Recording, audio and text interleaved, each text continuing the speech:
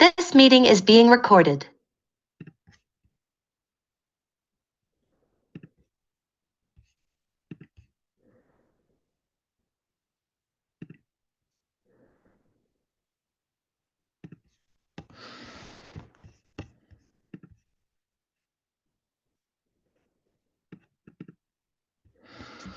Okay, welcome everybody. I hope you can all hear me. And welcome to the Generative AI for Business Process Hackathon workshop. This is, I believe, the second workshop, if I'm not mistaken. And yeah, just wanted to welcome everybody to this one. I will be hosting this workshop for you. My name is Aleksi. I work at UltraHack. And yeah, as you know, we have today two speakers, one of them which is Aleksi Paavola, who worked for Oxa Venture. He will be giving you guys a 2-hour workshop, which after then will be followed by a 1-hour workshop or discussion going around Gen AI and process excellence and the ARIS roadmap, which will be presented by, I hope I don't get this name wrong completely, Cezmi, who will be then, giving that speech. But without further ado, Aleksi, Mr. Paavola, if you want to, you can, of course, the floor is yours. Okay, thank you so much. I had some difficulties with getting into this Zoom meeting, so let's hope everyone else didn't have these same problems, and let's hope that everyone is on board. But yeah, welcome to all you guys, and I'm really excited for today's agenda. It's going to be an interesting afternoon. Just a moment, I'll share my screen and then we can start.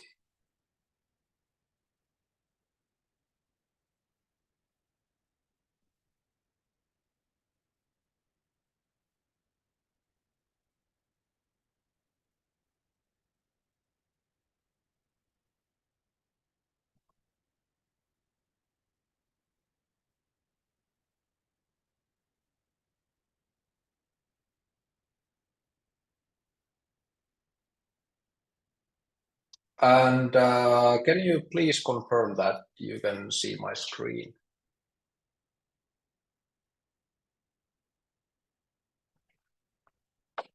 I can see it. Yes, great. Okay, so today's agenda is prompt engineering for developers. And at first, we'll go through these different types of LLMs. So we go through the differences between the base models and these instruction tool models.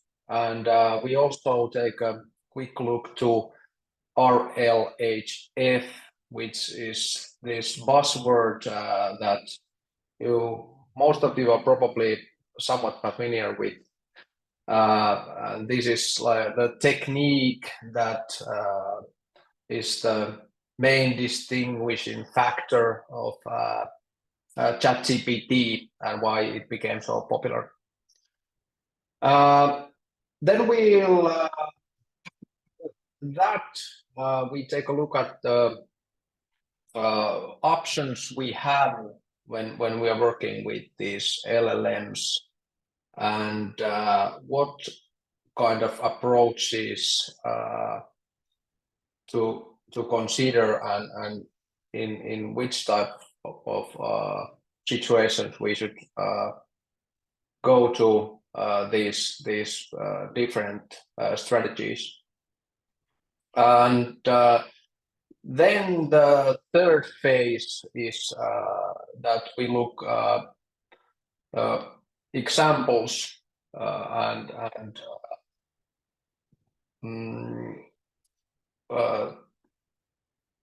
check some and do little coding and see how we can use these LLMs as developers. So that's today's agenda. So, and we will have this around 45 minutes, and then we will have a short break, and then another around 45 minutes, and then hopefully today we have time for some questions, and that's for my part. That's the plan for today. Okay, let's get into the today's beef. So there's two types of large language models. So we have base models, and then we have these instruction tool models. And the difference between these models is that the base model type only tries to predict the next token or word based on the training data the model has seen. And it works very nicely when we want to continue a sentence, for example.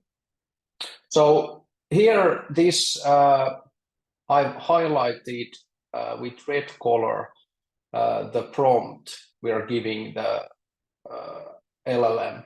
So here, the prompt we are giving to LLM is that with determination in her eyes, she climbed to steep mountain, her heart. That's the prompt. And if we give this kind of prompt to LLM, it really nicely continues the sentence.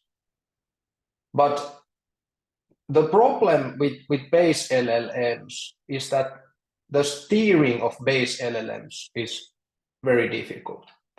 And here is an example. So if you give base LLM this kind of prompt, that what is the official language of Spain, it's quite likely that the model is not answering your question, but instead it's continuing the sentence with more questions.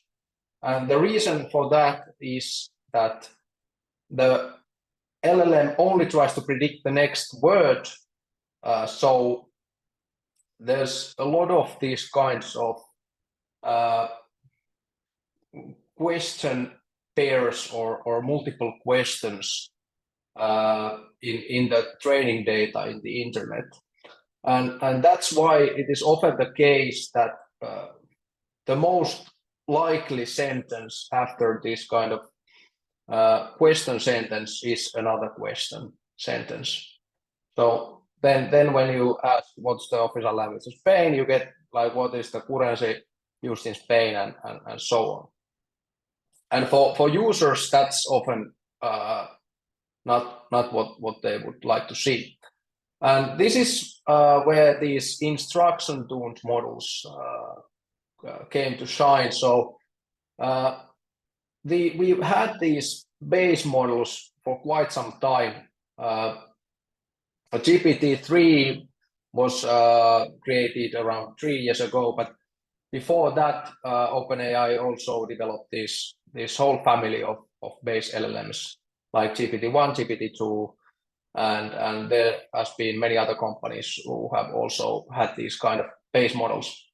But they weren't very popular because of these challenges of steering the model.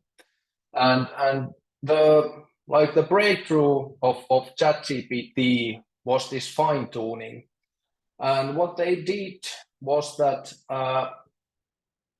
they used this technique called reinforcement learning with human feedback, and they fine-tuned the base model to follow the user's instructions. And if we have time, we will take a deeper look at how this reinforcement learning with human feedback works. But basically, what they did was that they had humans to write question-answer pairs, and then they fine-tuned the model with these question-answer pairs. And now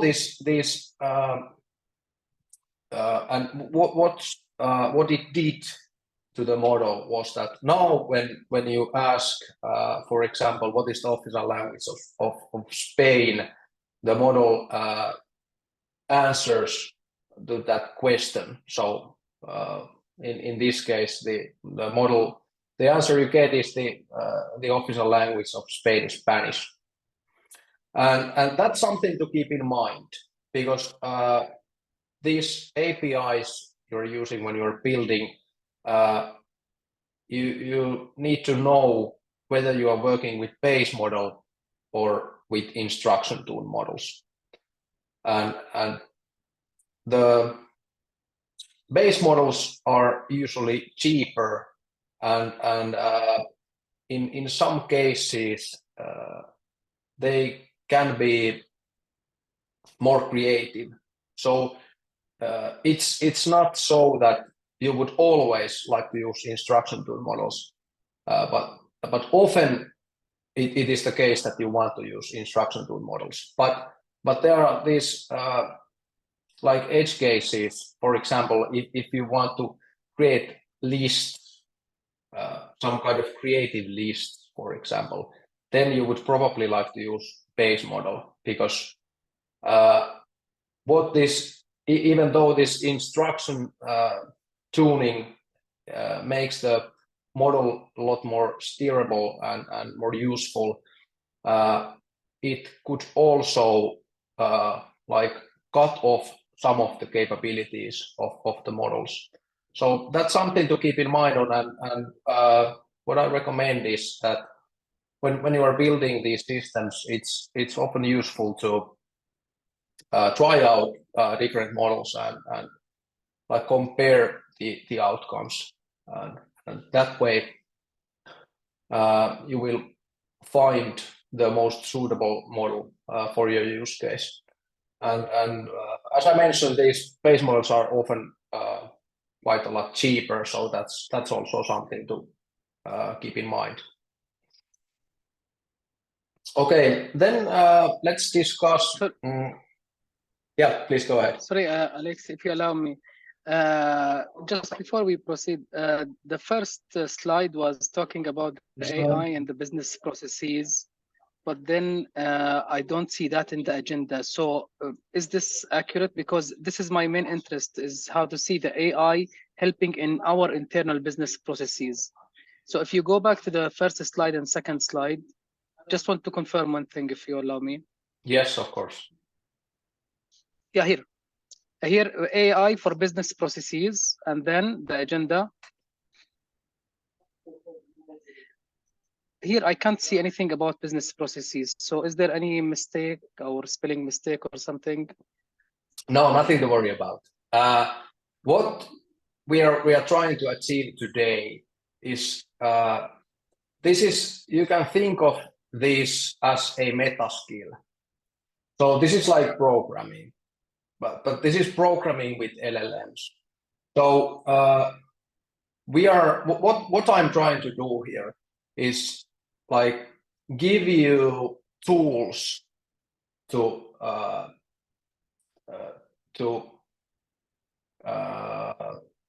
use these LLM programming for your needs, and in this case, it's you can use this for business processes. But yeah, so think of this more as a meta skill, and something you could implement in many different areas, such as you can do that with programming. you can use programming in many kind of ways. But that's how at least I would think about this.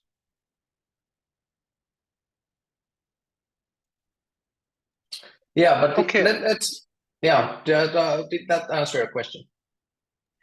Actually, partially, but I will be waiting for the end of the session and see how because mainly, honestly, I need to see how this AI model, assume I have a local AI model installed on my data center, I need to know how this AI model can fetch my business processes to get insights, to optimize them, to improve them, how to do this mapping between a drawing of a business processes that sits on some repository and the actual beneath data that runs according to that business process. For example, if there is a business process for customer onboarding, for purchasing, for whatever, there are some diagrams or business processes to explain the steps and the flows, but also there is tables and systems beneath that holds the data of these business processes. Between this and that, I need to see how AI model, which is somehow isolated, can help me in this relationship. Yeah, I understand what you're looking for. And I think there will be tools. I think this will be relevant regarding that goal of yours. But of course, it's something that you can decide for yourself after we've gone through this. And then, of course, please give feedback. We can steer the training based on your needs and how you feel about this. Let's next take a quick look at what kind of different approaches you can take when you are building your LLM-based systems. So you basically have like 4 different kind of approaches, and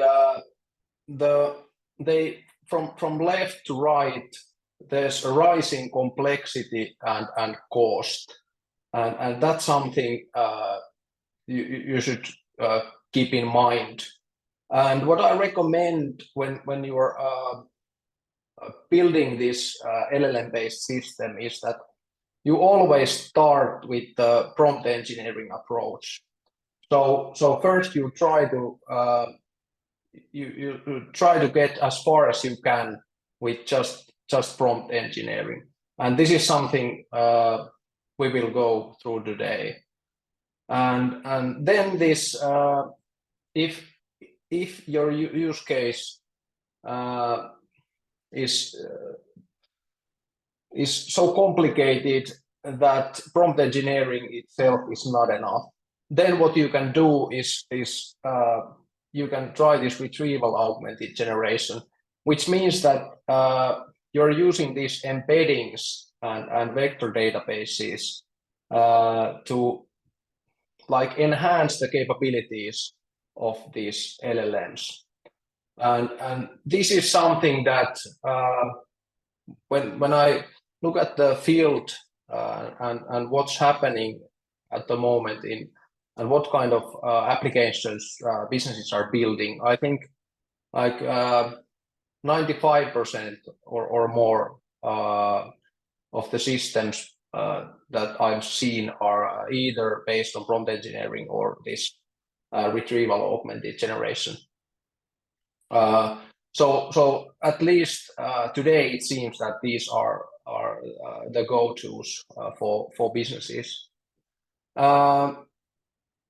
There might be some cases where these are not enough, and then your third option is fine-tuning, which is it's currently quite difficult, at least compared to prompt engineering and RAG. But the capabilities of different platforms are improving rapidly, and it's I think in the future we will see a lot more fine tuning, but there's a lot of risks related to fine tuning, and the main reason I'm not a huge proponent of fine tuning now is that the models are developing so fast that there's a huge risk that if you fine tune, for example, GPT-3 model, it will be completely useless within a year or so, because when new and better models came, they out of the box outperform your fine-tuned model. But what you can accomplish with this, basically with prompt engineering, you can accomplish a lot of different types. You can create a lot of different types of systems, such as automating processes or replies to customers and so on. And then with these RAG systems, I think the best example of this kind of RAG system is the internal ChatGPT. So you can enhance the LLM with your own data. Then in fine tuning, you can train your model, for example, with your own data. Let's say it's customer and customer service chats, for example. So if you really want to have a tone of your own company, or you have some kind of way and to handle, for example, these customer interactions with the chat, then it might be so that you need to fine tune the model in order for it to answer in certain ways. And then the last one is to train the model from scratch, and this is something that I wouldn't recommend in any case, because as mentioned in yesterday's lecture, the costs are very high. So we are talking at least in millions, and probably in tens or hundreds of millions when you are training the model from scratch. And then there is this also this huge risk that then you need to maintain the model, and probably you need to retrain it from scratch every couple of years, because the development is so fast, and others will move beyond your capabilities. Okay, let's go to prompting now, and I will share this platform with you guys. Just a moment.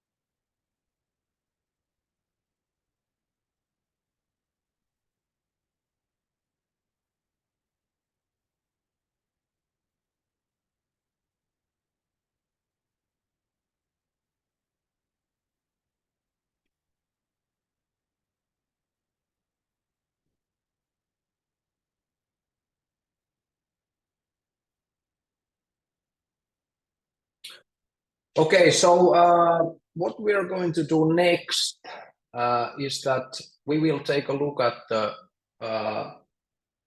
so-called prompt engineering, and there's in you will probably see a lot of discussion in the media about prompting, and there's a lot of these kinds of lists and like hyped prompts that this prompt will do X or accomplish X.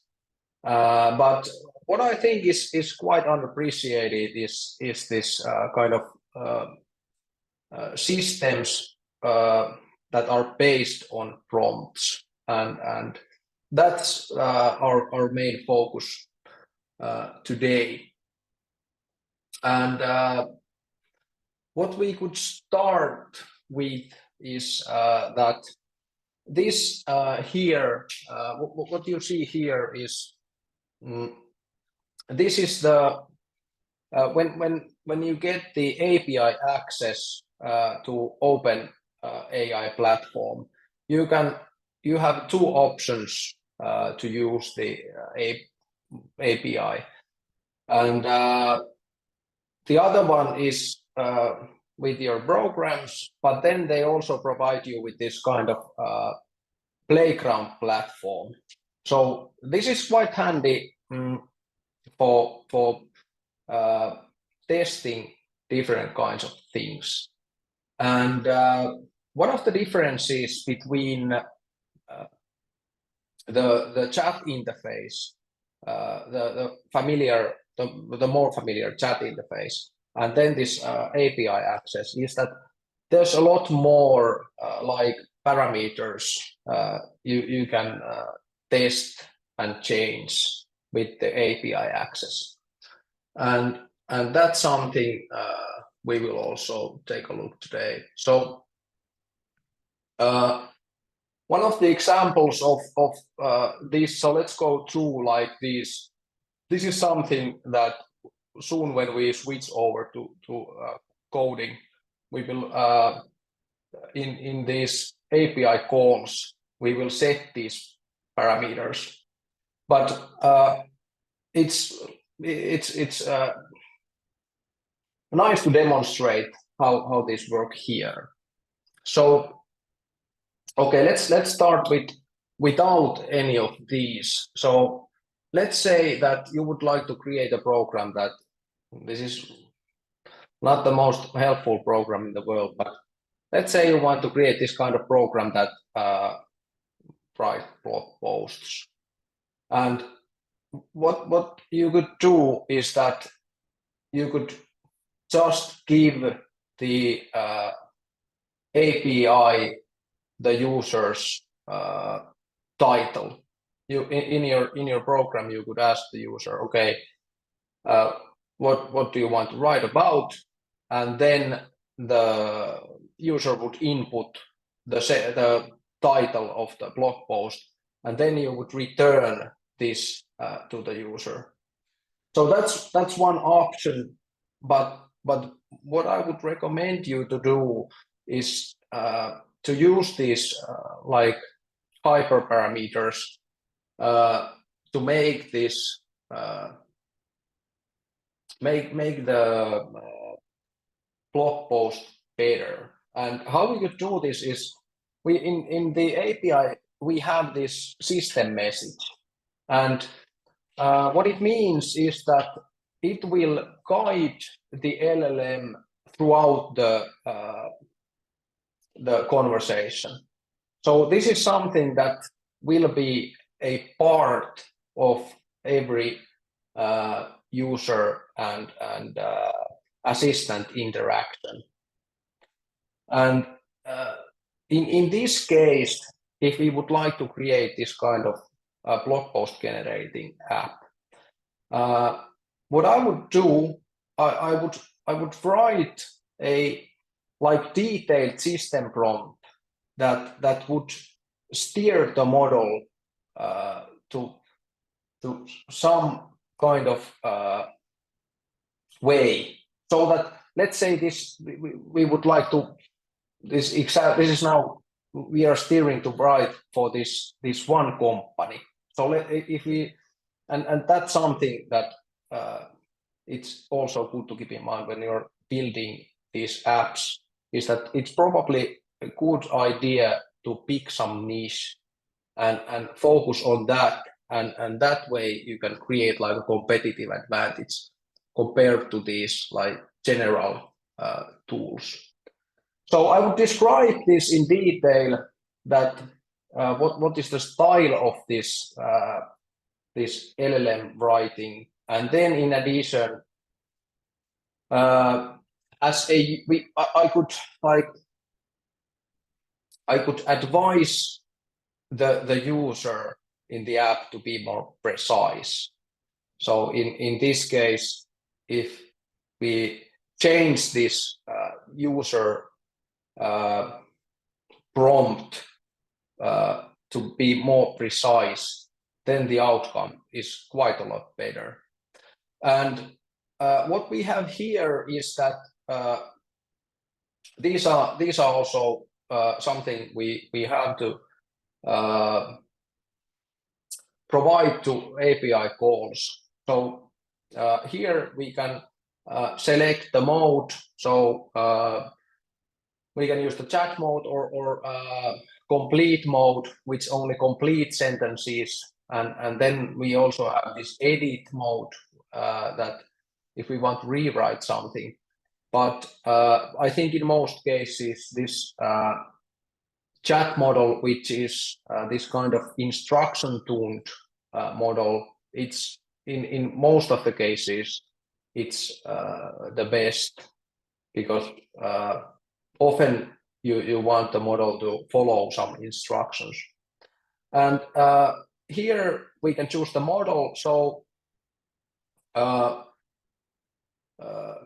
we can use this GPT 3.5, which is the original ChatGPT, or then we can use the GPT 4, which is like the latest and greatest version. And the main difference is when it comes to what you should use is that I think you should probably start with GPT 4.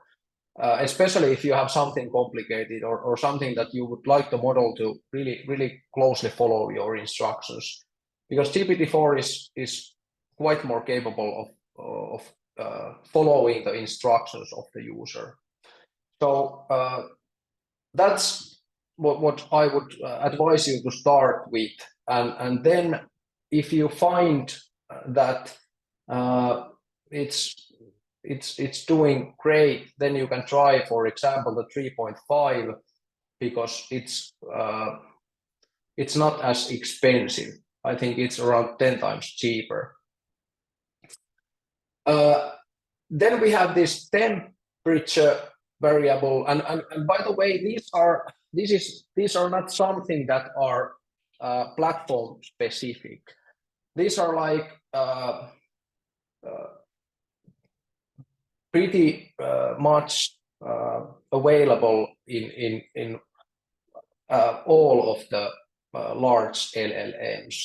So there might be some little differences, but these kind of settings, if you use the Google Bard or Anthropic Claude, they have quite similar settings. So if you are familiar with these, you can use any LLM. So this is nothing that is specific to OpenAI.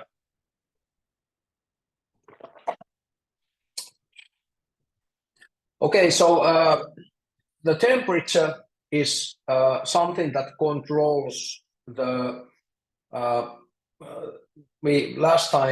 Yesterday we talked about this when we are generating the sentences. We have this probability distribution. And the model picks the most, or randomly picks the word from the probability distribution based on the probabilities of the words. So this is something we control, how random we want the model to predict the words. So if we change this temperature to very low, then the model is more like, it's not so creative.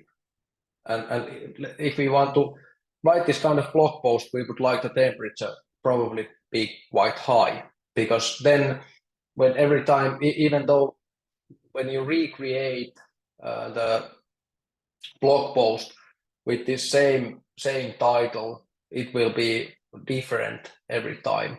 That's something the users probably would want. But if we are trying to, for example, extract data from let's say customer messages, then we would probably want the temperature to be very low. Then we have this maximum length, which is in tokens. So that's something that is good to keep in mind. And there's with these different models, we have different like maximum amounts of tokens. But in this GPT-4, it's like almost 8,200 words. But we can set what is the maximum. It doesn't guarantee that the length will be what you input, but that's the maximum. Then we also we can also create this kind of stop sequence. So if there is some kind of if we want to fill, for example, in the middle of something, we want to use the LLM to fill something in the middle of the two text blocks, then this could be useful. Then we have the top P, which is sorry, can you please repeat the stop sequences again? Yeah, so stop sequences, it means that you can with these you can stop the generation of the model. So if we set it works similar to maximum length. So here, if we set the maximum length to 810 tokens, then no matter what is going on, once the model has generated 810 tokens, it will stop. Here, if we make this, let's say we have this kind of mark as a stop sequence, then we can stop the generation of words to that sequence. I don't know, it's probably not super helpful, or I don't know a lot of use cases for that, but it's something we have there, at least for now. So it's equivalent to the stop generate button while you are on the main. Okay, thank you. Yeah. Then we have this top P, which what I've seen is that most of the like LLM experts, they from OpenAI, they usually in their presentations they don't touch the top P, they only touch the temperature. But this is actually something I think it's something nice we could demonstrate.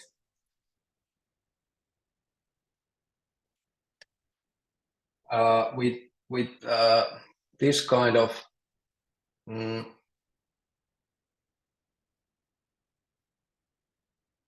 with GPT-4. So let's say that you forget what the top P means, and let's see if we can get a reasonable answer for GPT-4 to explain this to us. So I think this is like one of the pretty nice properties of these LLMs is that when you have these kinds of questions, of course you can Google the question and try to figure it out that way. But I find it often faster to answer this kind of questions to GPT-4. So it seems that this answer is quite good. So it explains explains that it's the top probability. So with this, we can like we can select what is like from the probability distribution of the words, what is the percentual amount we like to take into account. But if you want to take a closer look at this, feel free to experiment yourself after this. And then this frequency penalty and presence penalty, these are something that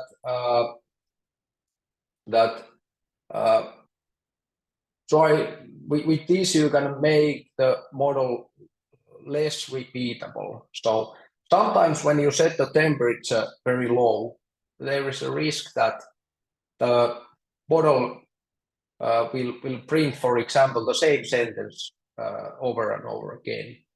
So with these, you can mitigate that kind of behavior. And I think this is like a nice homework to figure out, to ask GPT what is the difference between the frequency penalty and presence penalty. I think you will get a quite good answer for that.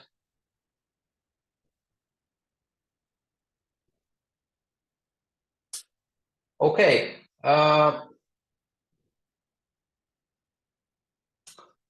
Let's see, maybe we are ready to move on to some coding.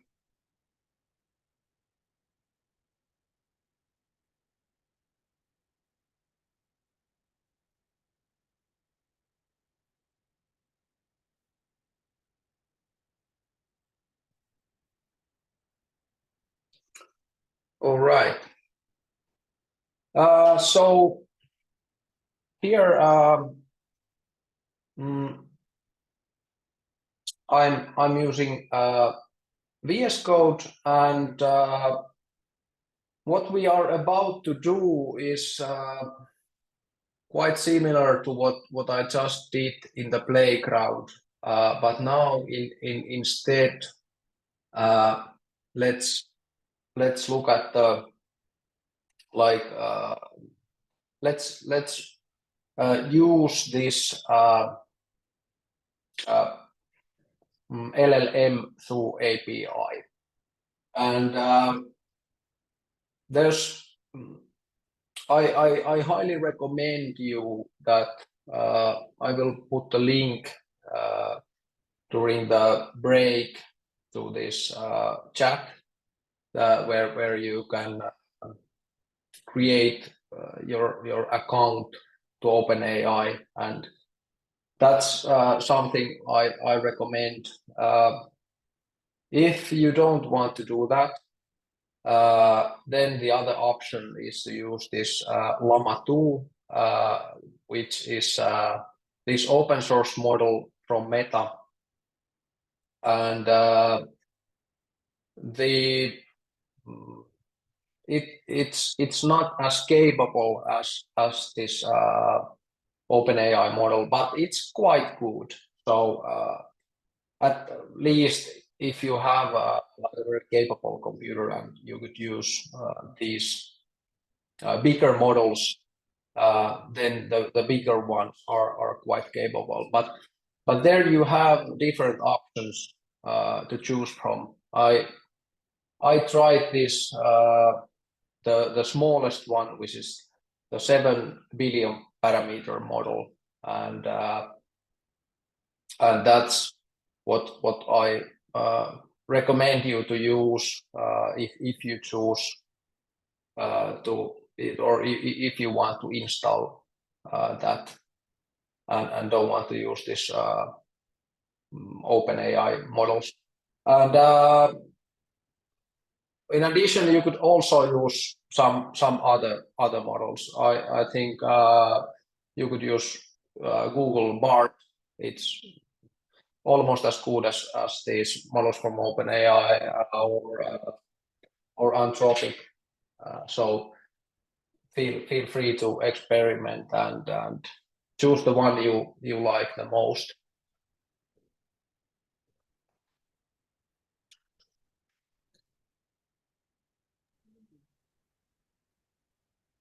Sorry, what is the prompting part here in this code? Could you repeat if somebody asked something? I didn't hear that.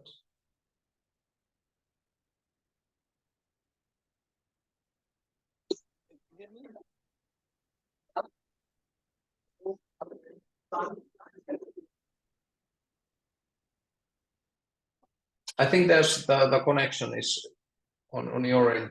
There might be something.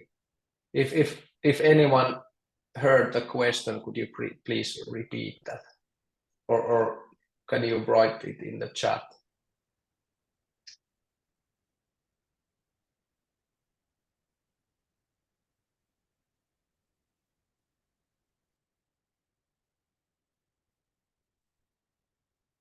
Okay, so what I recommend you to do is that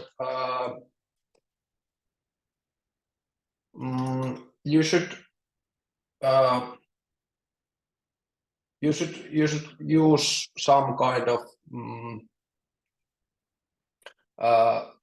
env for these.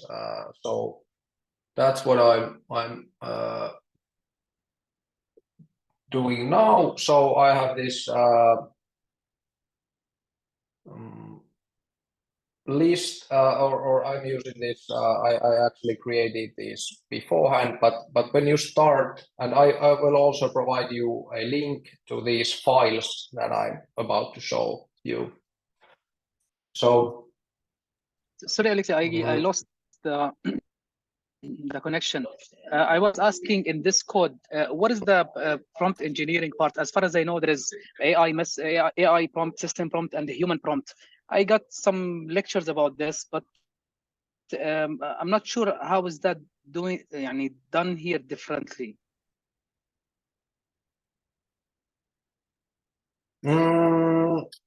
Well, could you elaborate a little bit more? I think I didn't completely get your question.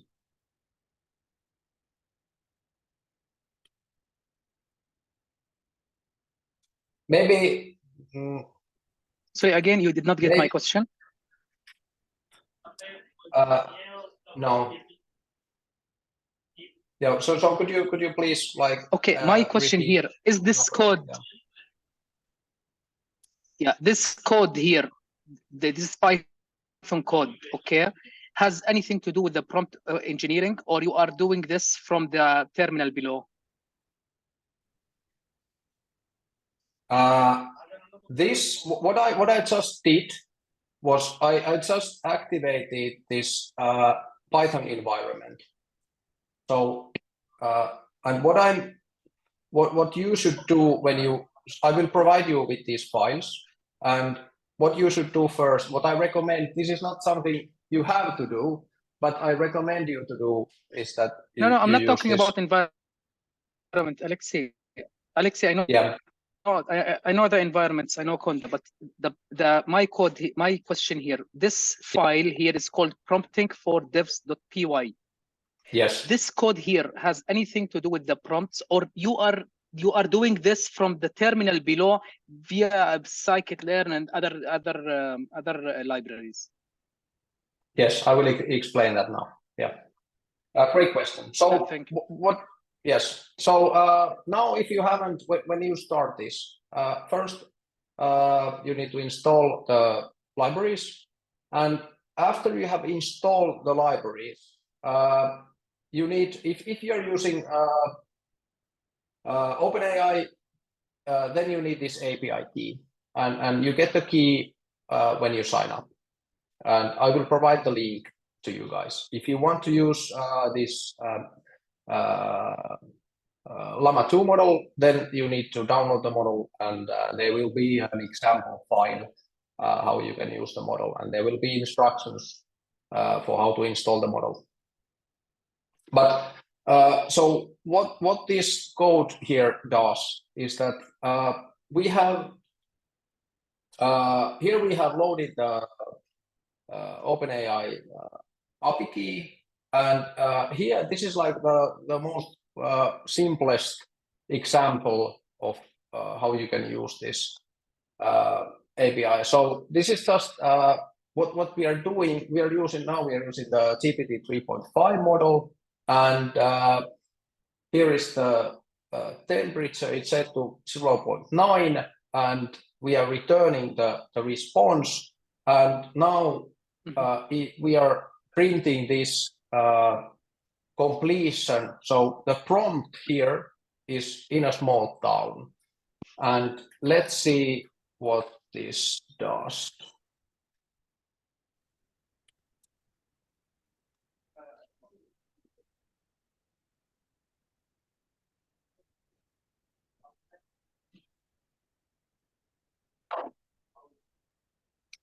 Is it basically rather than having a GUI interface, you're just going on the prompt and putting the same info? Yes, it's exactly the same. You can accomplish this exactly the same via the Playground platform. But what we are going to do, this is just to get you guys this is a little warm up. So here we got this continuation. So we gave this in a small town was our prompt, and then this is the this kind of nice story is what we get back. So this is like the basic setup, and let's move on to like more interesting examples.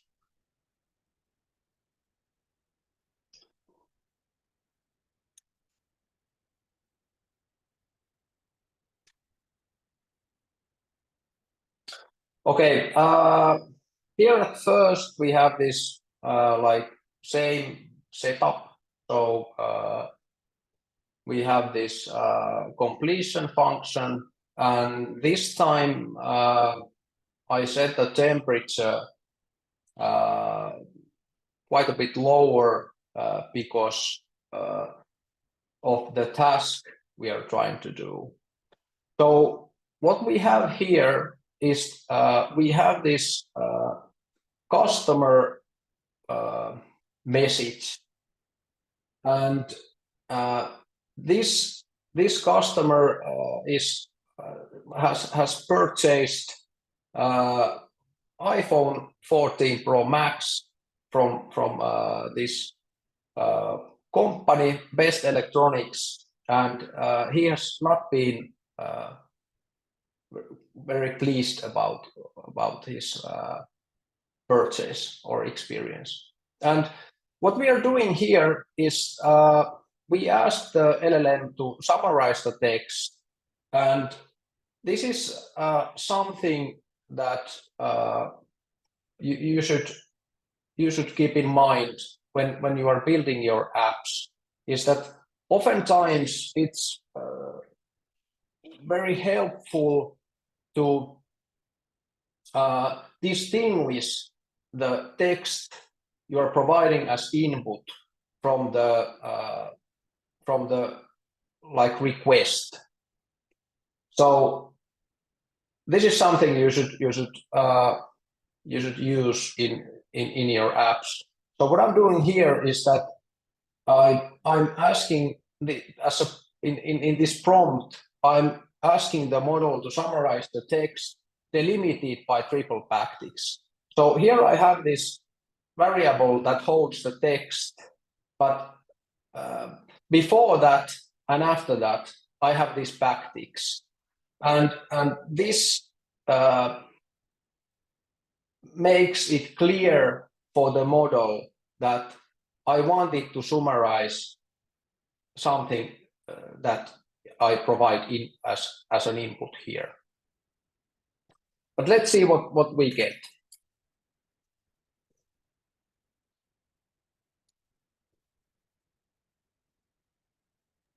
Aleksi, does this mean that there is a specific, not writing style, there's a specific, it's exactly like coding where every comma count and every quotation has to be in the right place?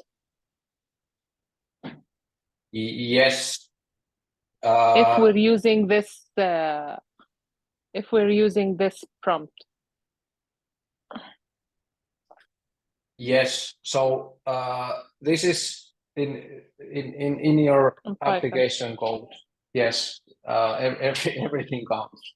So, but these LLMs are they are not as strict when it comes to following orders. So here, let's say if I misspell this prompt and I take out, I forget to add the last triple backtick, it will probably work, but or it will work, but not as correctly as it would if we would have this. So when it comes to giving these system prompts and prompts to LLMs, it's not as strict as it is in programming, but the more precise you are, the better off you probably are. But let's see, I'll bring these to some other form so it's easier for you guys to see.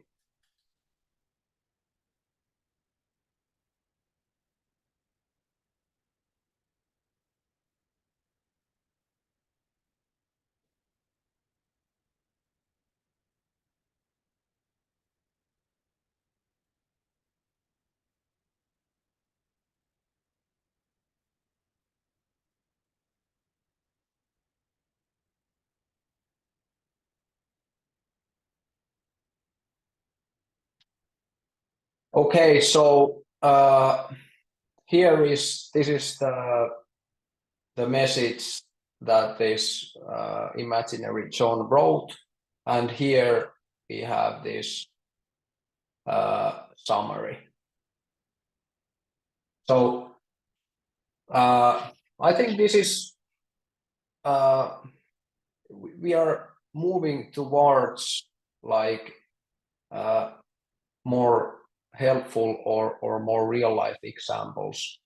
So I could imagine situations where this kind of summaries, for example, summaries of customer messages could be helpful. Okay, but let's move into more realistic and more complicated examples. Okay, so let's see if we can cut this.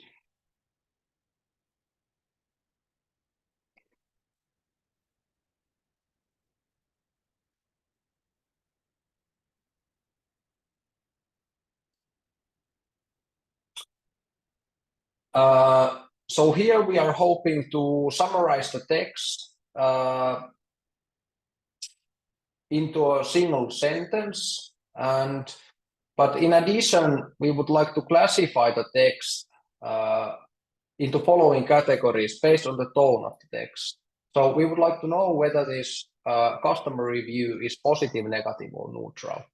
And then in addition, we would like to have this in the JSON format with the following keys. So this could be something that when you are building your apps, it could be helpful to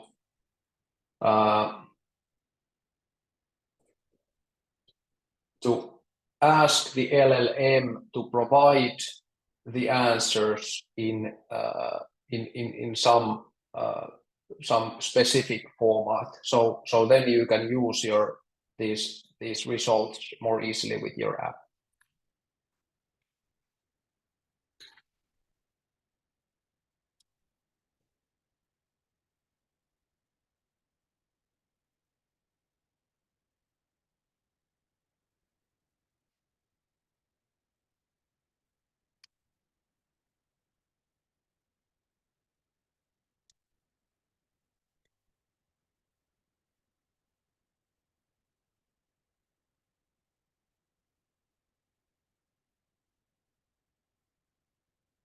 Okay, so it seems that we got what we wanted.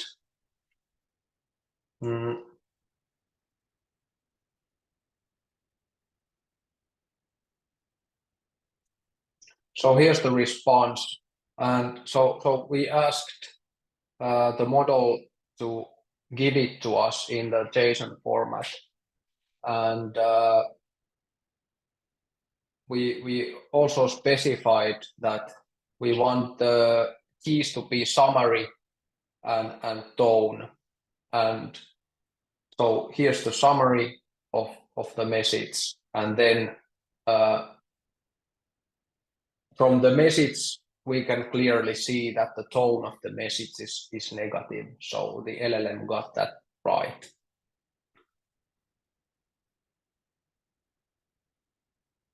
Okay, let's take one more example before the break.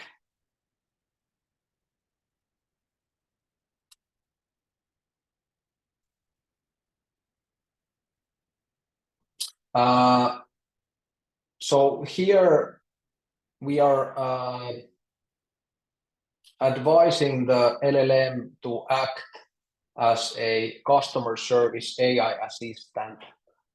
And we are giving it a task to send an email reply to a customer. And we are again using this technique that we delimited the message with triple backticks. And we are hoping the model to generate a reply to the review, and we are further providing instructions that if the message is positive, we thank the user, and if it's negative, we apologize and suggest that they could reach to the customer service. And in addition, we like the model to use some specific details from the review. And then we hope that LLM signs the message as AI customer agent. So let's see what happens.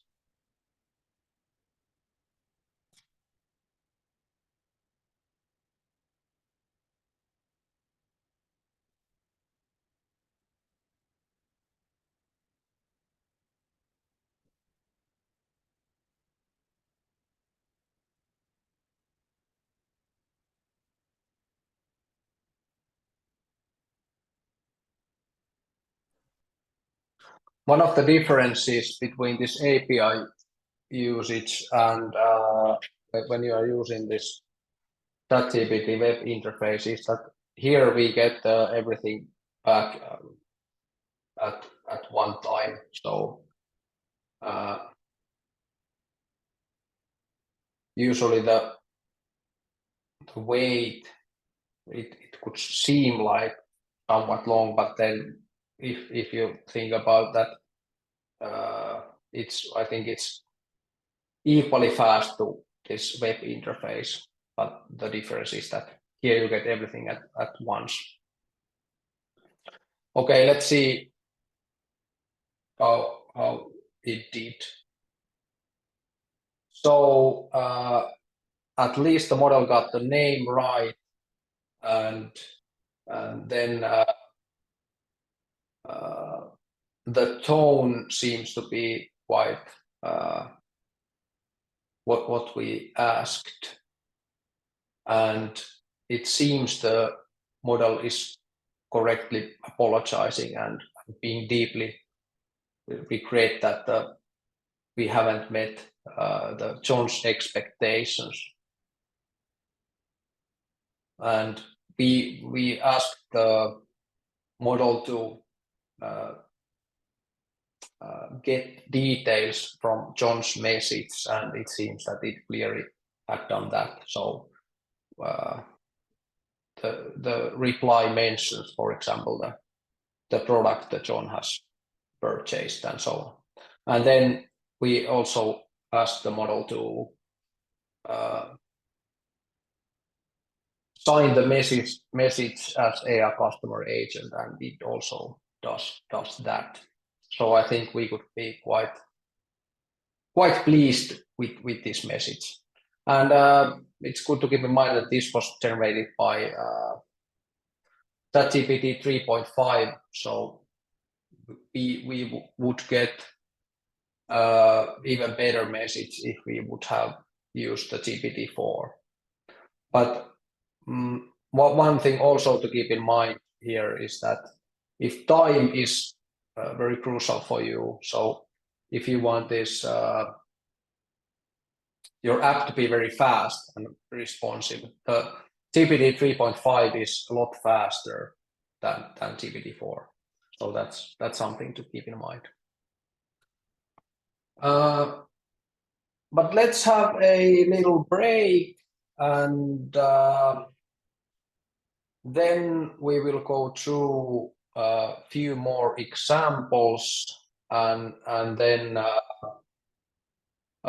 some real life use cases for the LLMs.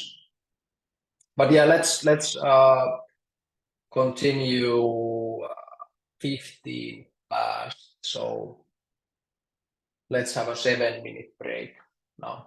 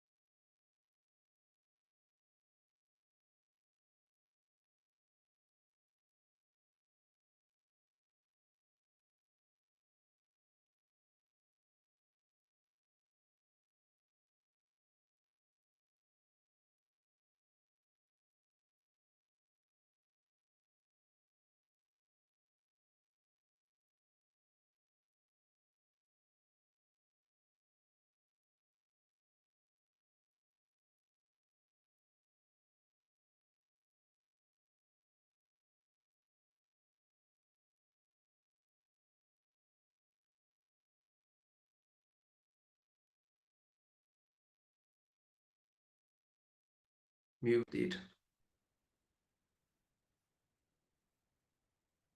Okay, how about now? Maybe. Yeah, Okay. we can hear you now. Yes, great. Okay. There was I think there was something on my AirPods. But yeah, what we are doing here is that this is an example of few-shot learning. So if we were doing this with the approach we had taken previously, we would just advise or prompt the LLM to act as a sage, which is this like very wise person. So, but with this few-shot learning approach, we can like guide the model. So this is something that could be very helpful when you are building these LLM-based apps.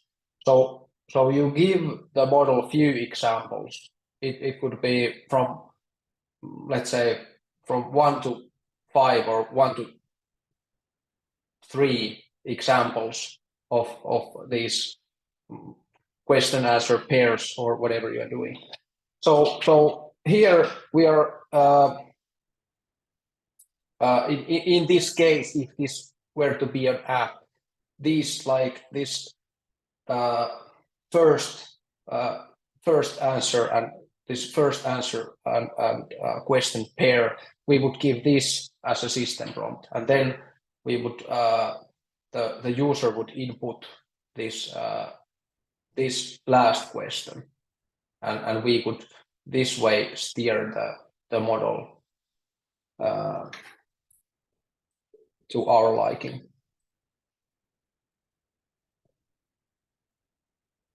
But let's see what we get.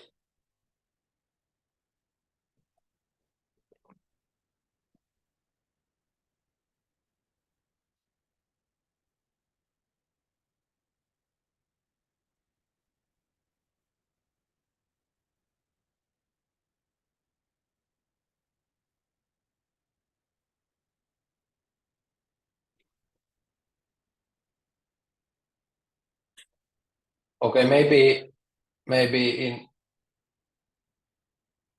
this now we get quite a few of these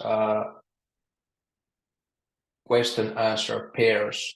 So if this if we were building this kind of app, I think we would need to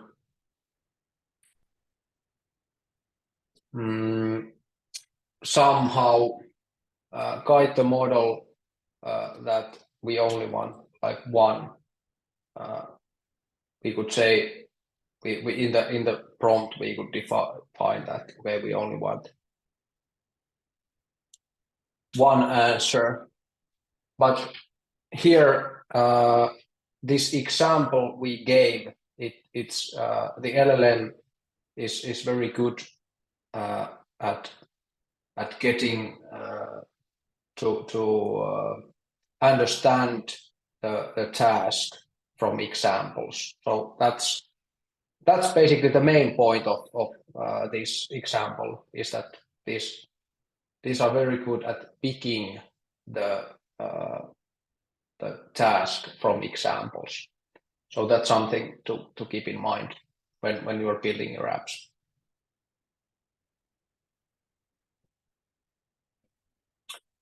Okay, let's go on to the next example.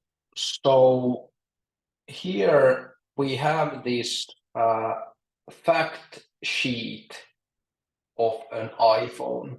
This is an imaginary fact sheet, but it's an imaginary fact sheet of I think it was iPhone 14 Pro or something.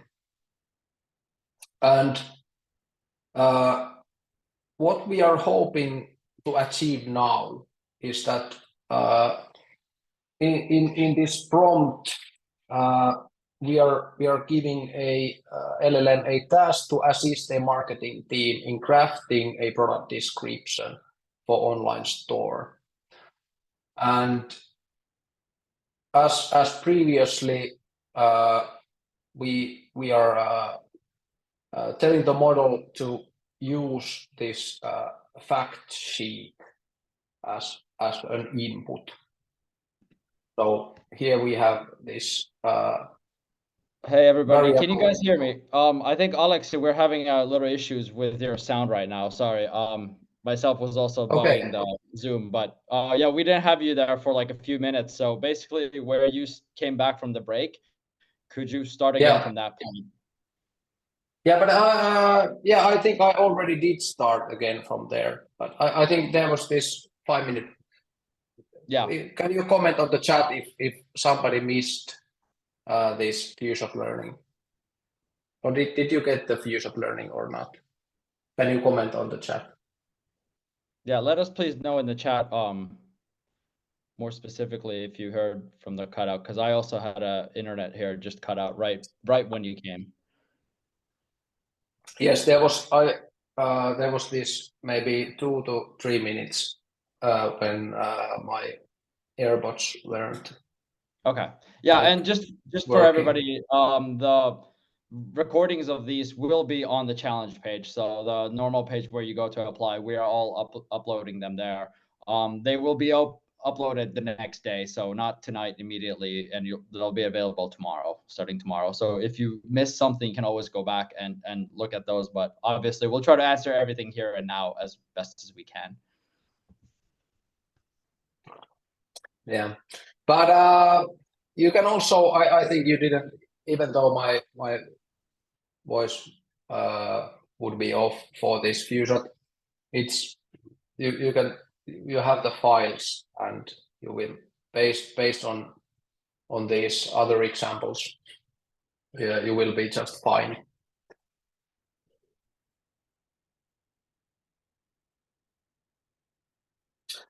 But yeah, let's continue from here and let's see what we can come up with.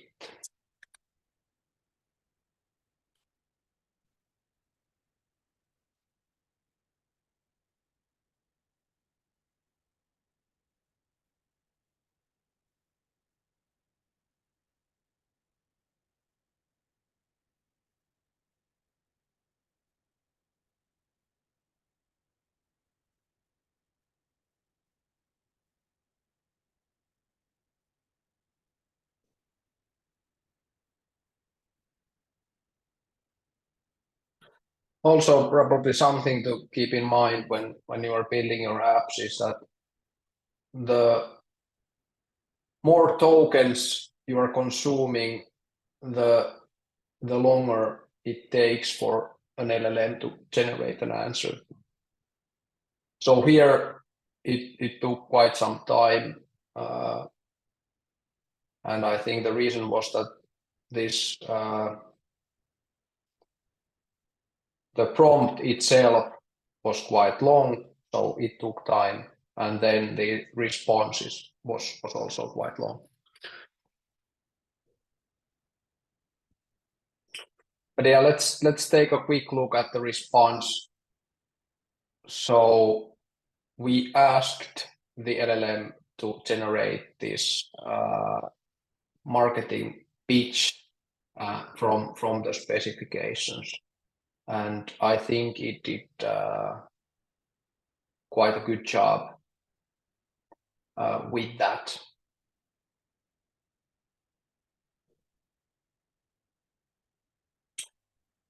But let's say the marketing team wanted us to provide these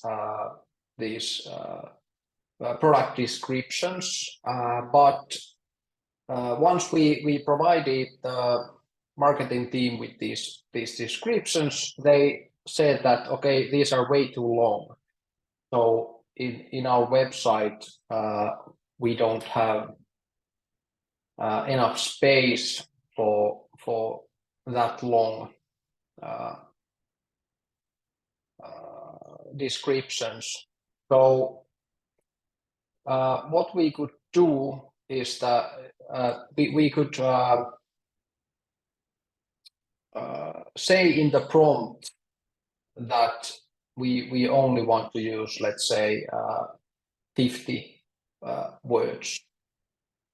And in addition, they asked if we could include the storage options at the end of each product description.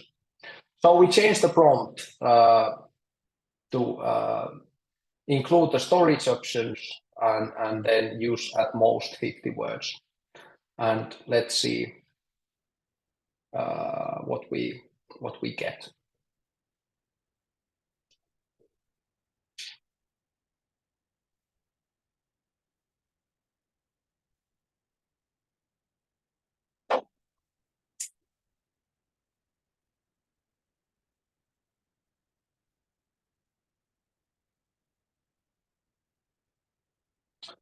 Okay, it seems that at least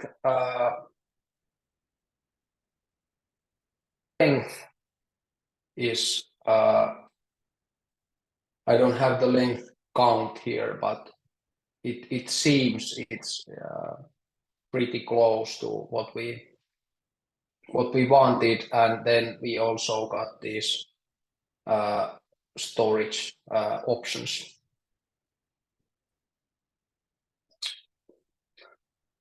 So once again, good job for the LLM.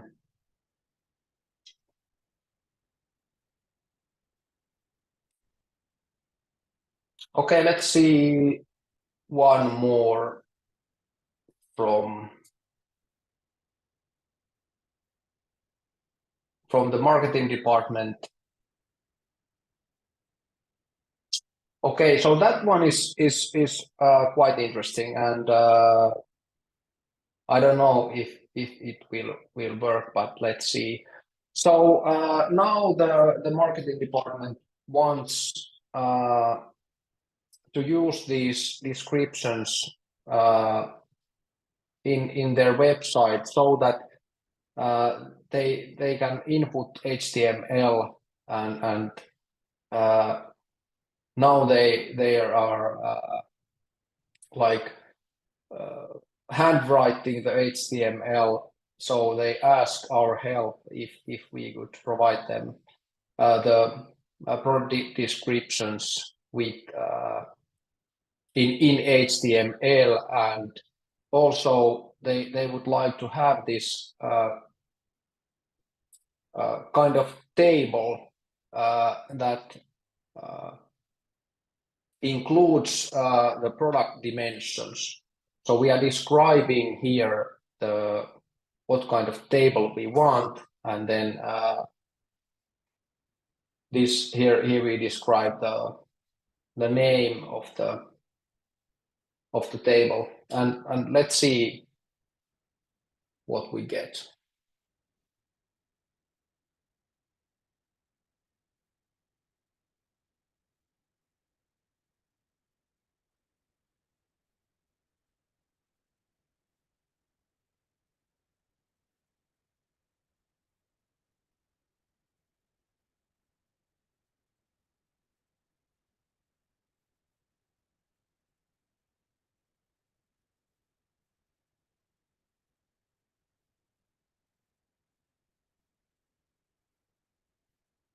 Okay, it seems it looks like HTML. So, but let's try it out. I have this HTML viewer, so let's paste it in and see what we have.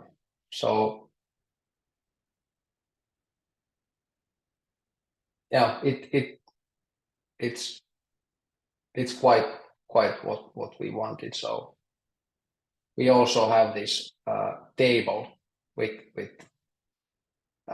the product dimensions. So that's kind of nice.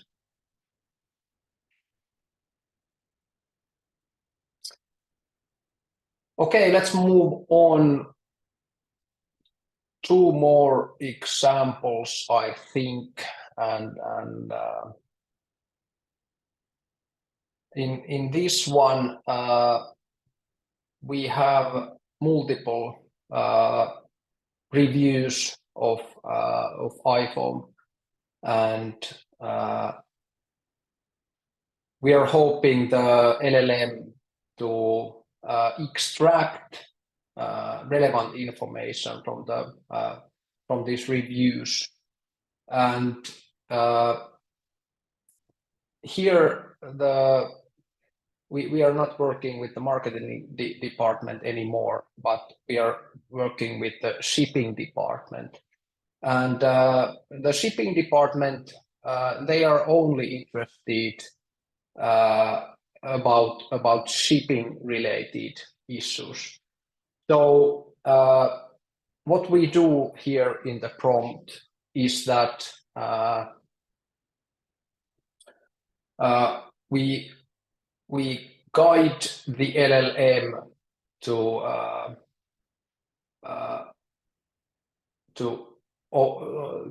these messages that have some shipping related information in them, and in order to make the life easier for the shipping department, we asked the LLM that if the shipping isn't mentioned, then we want the LLM to say that the shipping wasn't mentioned. And we also want this to be very concise, so it's easy to shipping department go through this. And now we only have 3, but if we were to have hundreds or thousands of these kinds of reviews, this would be quite helpful.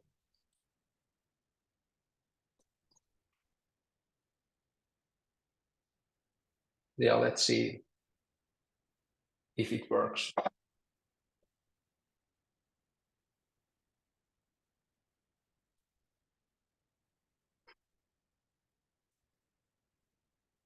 Okay, so this is what we get. So in 2 of these examples, or these reviews, the shipping wasn't mentioned, and in one of the reviews, the shipping department got this positive review.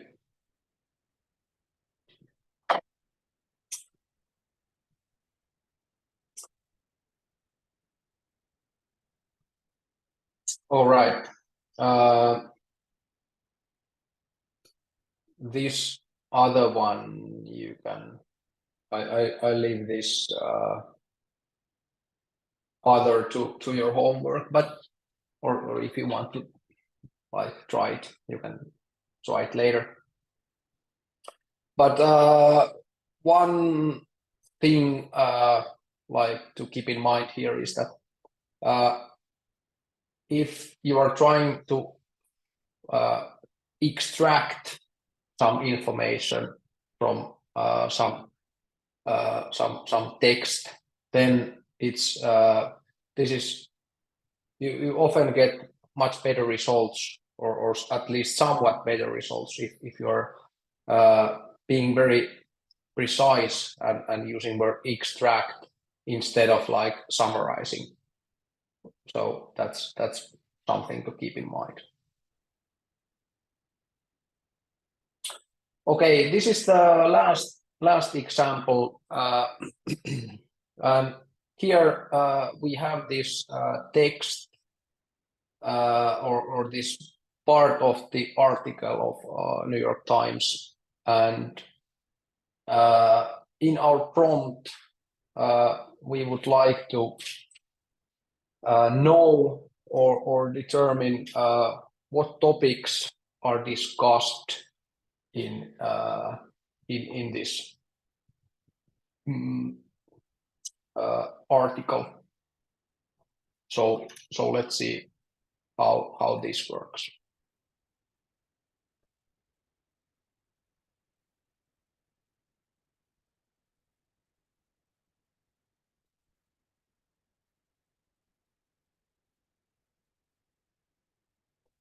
Okay, this was about Russian and Ukraine war, and this is what we got out.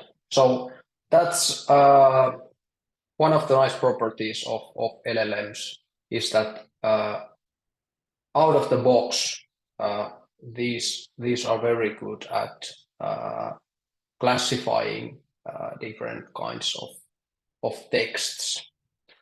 So maybe maybe you create some kind of use case for that, or maybe you have that in your head already, where you could use this kind of LLM's ability.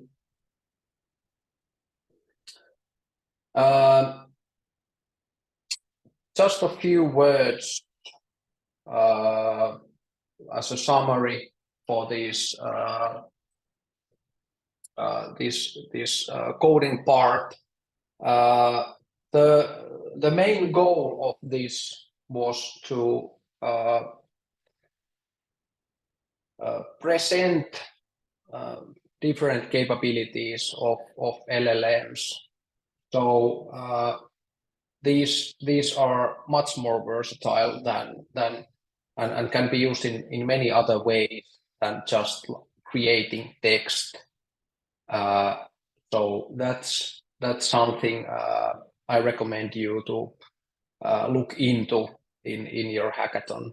So and most of these examples were quite basic, but the goal was to spark your imagination so that what you will build could be something far more advanced. But these are some of the roads you can explore, and hopefully you get some inspiration out of these. In addition to this inspiration, another goal of this lecture was to give you these best practices of working with LLMs. So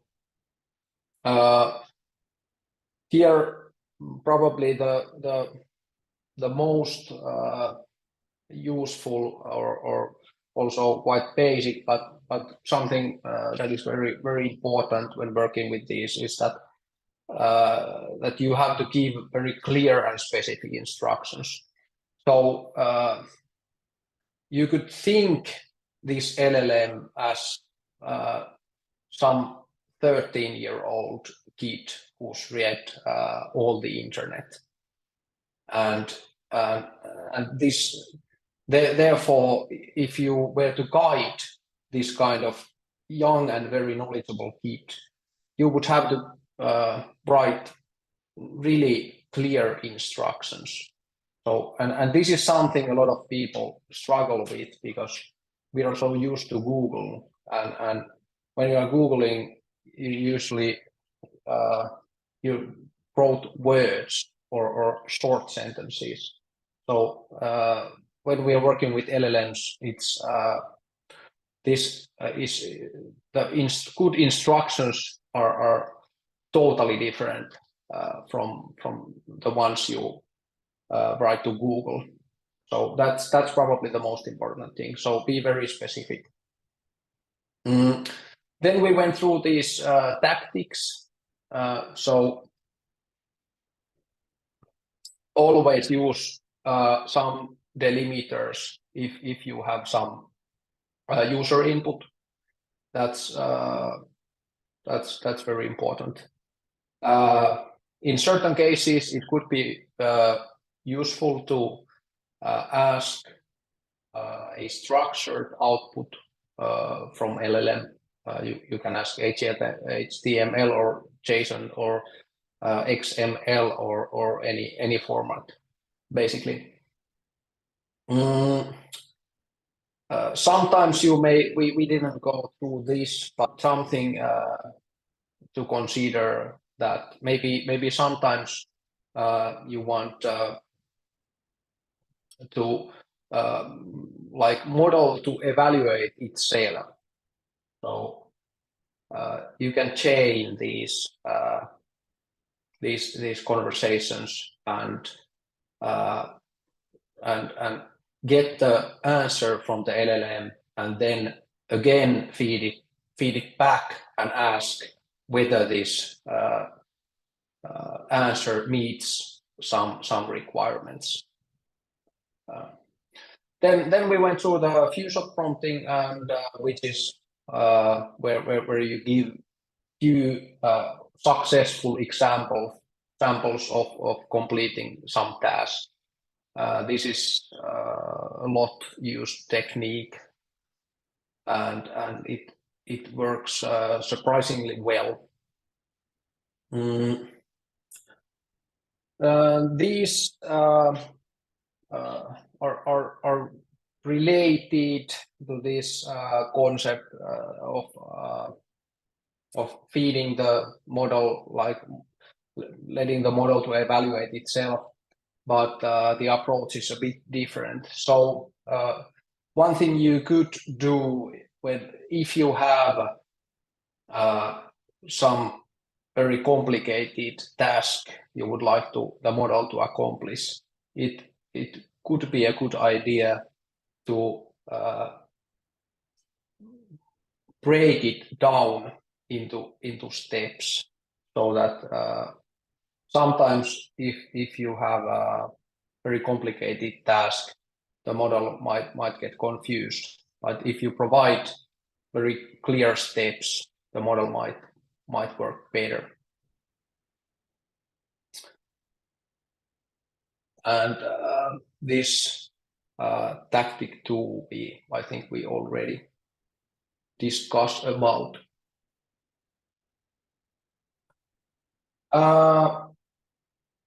I think we could stop here.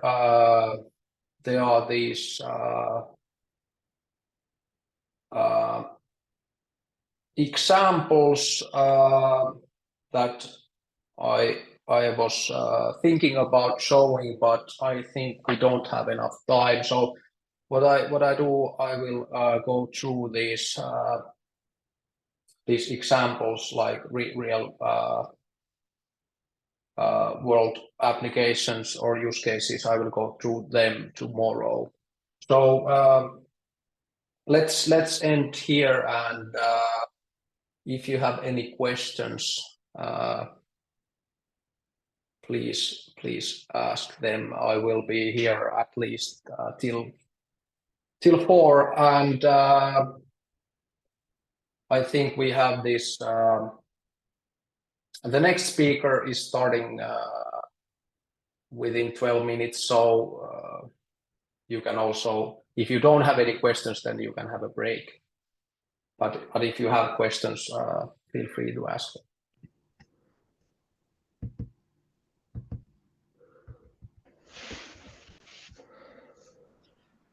Yes, can I ask one question, please? Yeah, of course. Okay.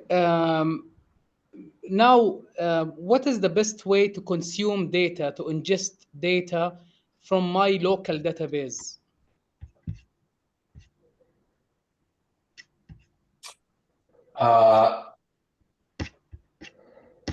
So what I would do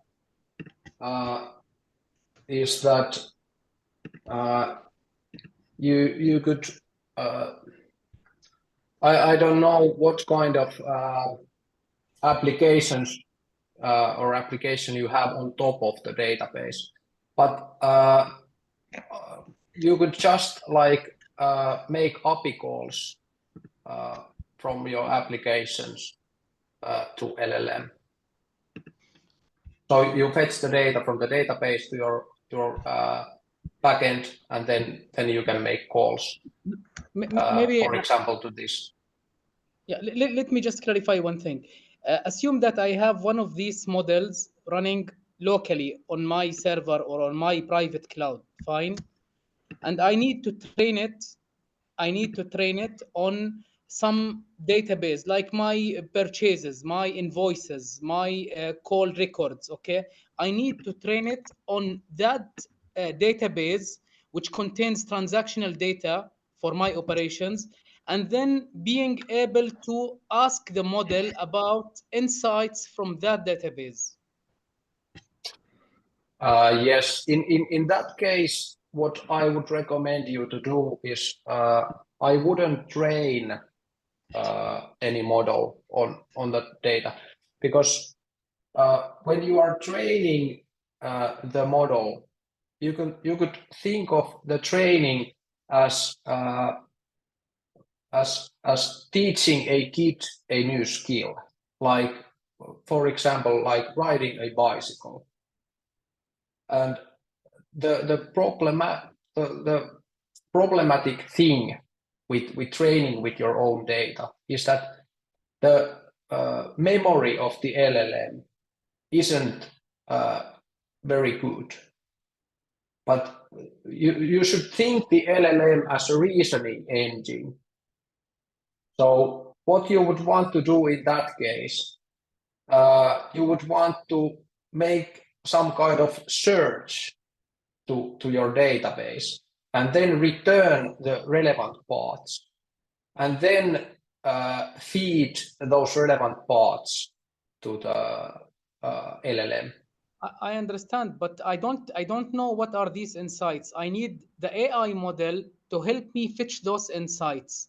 So just if you are familiar with the private GPT or for GPT for all, if you are familiar with those, you can consume or ingest certain documents, your own documents, and then you can ask the model to about these documents. For example, يعني you can ask them about certain data related to your own documents only, and that's of course all offline.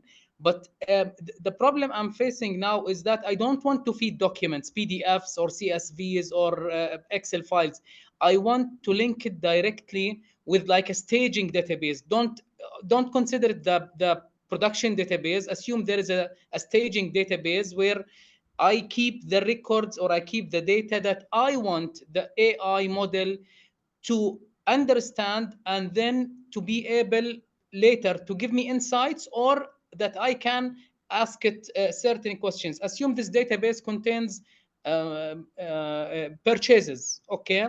For example, I want to ask the model in a human language, what are the total spendings of vendor X that I spent on vendor X during 2021 or 2022, for example. Categorize these spendings in categories. This type of questions that will help me understand my data and get insightful ideas that yes. I couldn't okay, get now I via understand. normal queries. Yes, great explanation. So what I would do in that case is what you need is some kind of code interpreter plugin or tool, or I think they open AI's this code interpreter. I think they changed the name to advanced data analytics, but that's what you need. So LLM itself, this is something an LLM cannot do. So LLMs are very poor with numbers. So you cannot rely any number data on LLMs. So if you train the LLM with number data, it will hallucinate, and you will not get the correct answers. You cannot rely on it. It will be completely useless. So what you need is you can use this LLM to generate code So it has to be so that in top you have this LLM on top, and the LLM generates the code, and then you are using that code to query the database, and then it returns these results back to LLM, and LLM generates the answers to those questions. I understand this, but the problem with this approach is that this is something that not every user can do. To ask the LLM to generate code, then you need to check this code, make sure it's correct, then execute it, test it, make sure it works fine. And not everyone can do this. The idea behind, like the beauty of Chat API is that you can ask it with your own language, with your own even broken language sometimes, and it will pick it up and give you nice answers. My whole focus now is that how I can do this with some data that I can allow others who are not technical to inquire it without any need for technical skills. But maybe this is not yet mature enough or ready out of the box, or even with some scripts. This is what I believe now. I'm not sure if this is correct or not. Yes, but what you're thinking about is that's a great thought, and it's a great idea. But at the moment, I think I'm not sure we have the capabilities yet to accomplish what you are trying to do. It's something that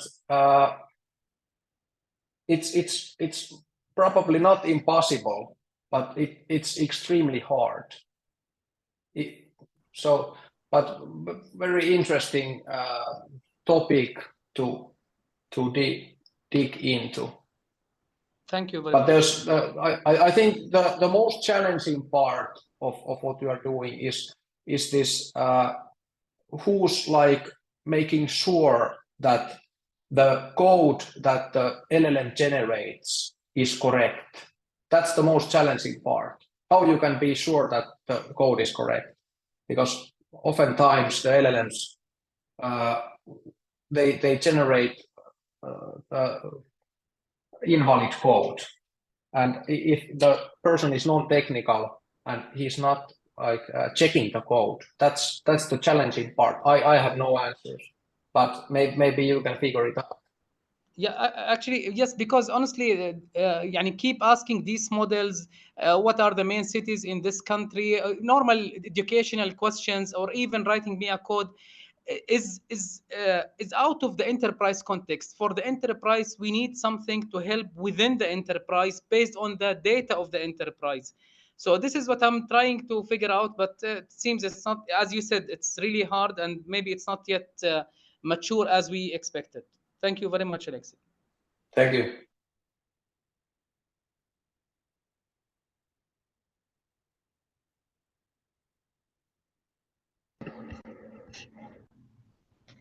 Okay, do we have any more questions for Aleksi?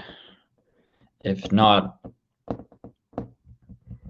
we can probably end. But Alex, you did mention that it's funny because there's two Alexis now looking at each other. You did mention how you can be reached out to, or you can be reached out after this, of course, if there's any more lingering questions coming up. Yeah, sure. Yeah, you can anytime send me email. I'll write my I probably have my email already, but I will write it to the chat. Aleksi, I got the generative, the key, but now how to get the how to get the window that you had. Are you going to send us some information? Now there's if it is my voice, which is somewhat messed up, or and I try to reconnect my.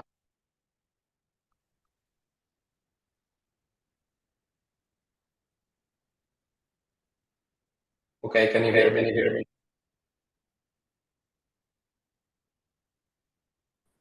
Still there is echo. Yeah, there's a lot of echo. Maybe if you mute your let's could you mute yourself.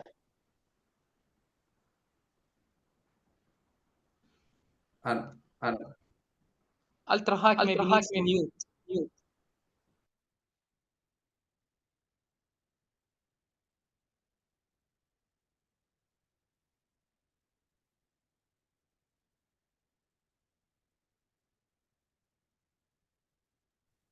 Someone is having the two computers open next to each other. A computer or a phone.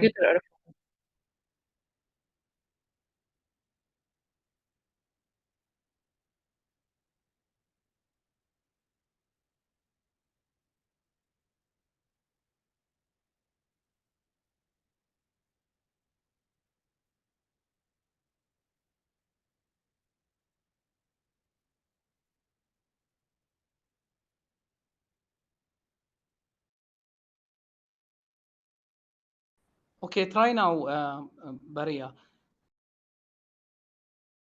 Yes. I went to AI and tried to get the API key. I got the key. Now I'm trying how to upload the same screen that he has so that I can try the files that were tried.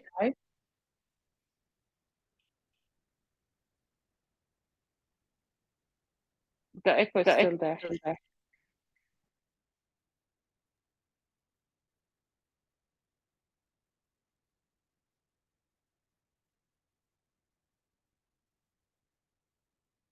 We don't hear you, Ultra Hack. Just mute for a minute.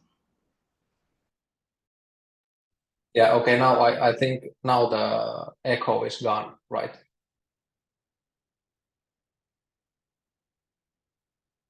Okay. So the window I had, it's VS Code. So you can choose the any code editor you want, but I think VS Code is a very good one. So I recommend you download that if you don't have a coding editor yet, and then you can run the examples in there. And if I will post my email address to this chat. So if you have any questions or difficulties, feel free to email me. So I can provide help.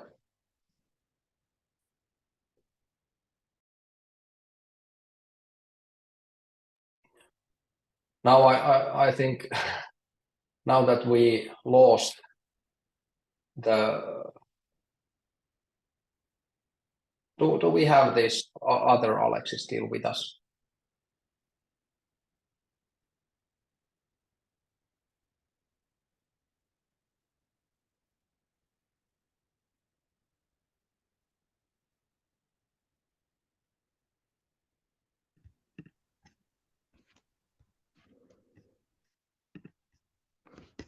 Okay.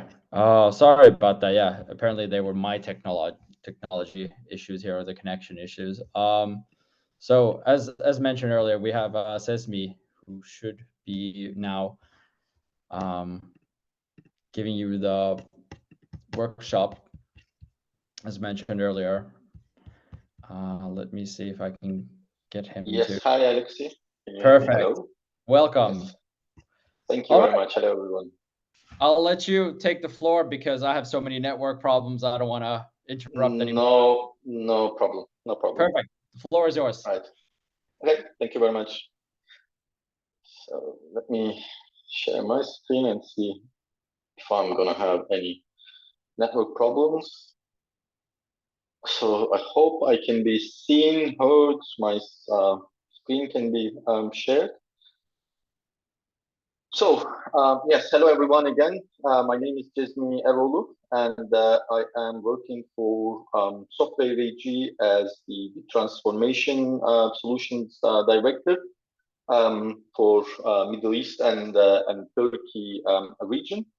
And I have actually been with Software AG now for 13 years, and I am actually working for this transformation solution. And one part of it is about business process management. You may have heard of the product which is called ARIS, which is a business process management, business process analysis solution. Now, today, what I want to do is, of course, talk about how Gen AI can help with the process excellence topic.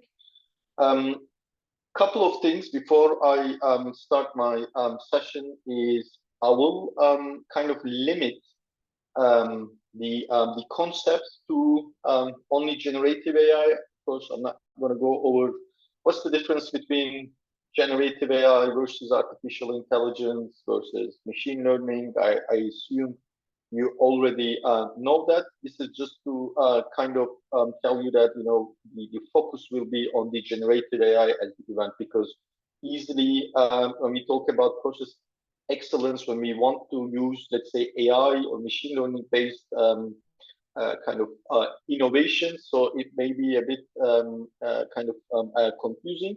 So I will limit it to only generative AI when I'm talking about the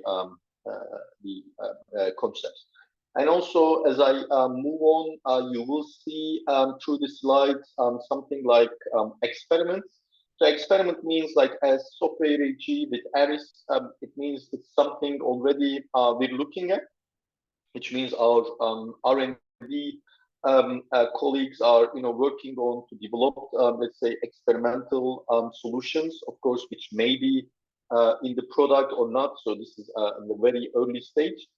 So it doesn't mean that anything that I show or highlight here will be part of the ARIS solution. So I have to kind of talk about that disclaimer from the beginning. Otherwise, I may get into trouble with my R&D colleagues as if I have promised something. But yeah, so these are the experimental things that we're looking at. And then also there are the conceptual, let's say, topics that I will talk about. That is something just, yeah, call it like wishful thinking, or just, let's say, ideas. So it's not even, you know, we're experimenting yet, but, you know, it may be interesting, or it may actually add value to process excellence or process management topic in general. Also, one thing, kind of housekeeping before we start is, if you have any questions, you can interrupt me and ask your question. I think I won't be able to see the chat. Maybe, I don't know, you can unmute yourself and ask the question if it is really around that topic.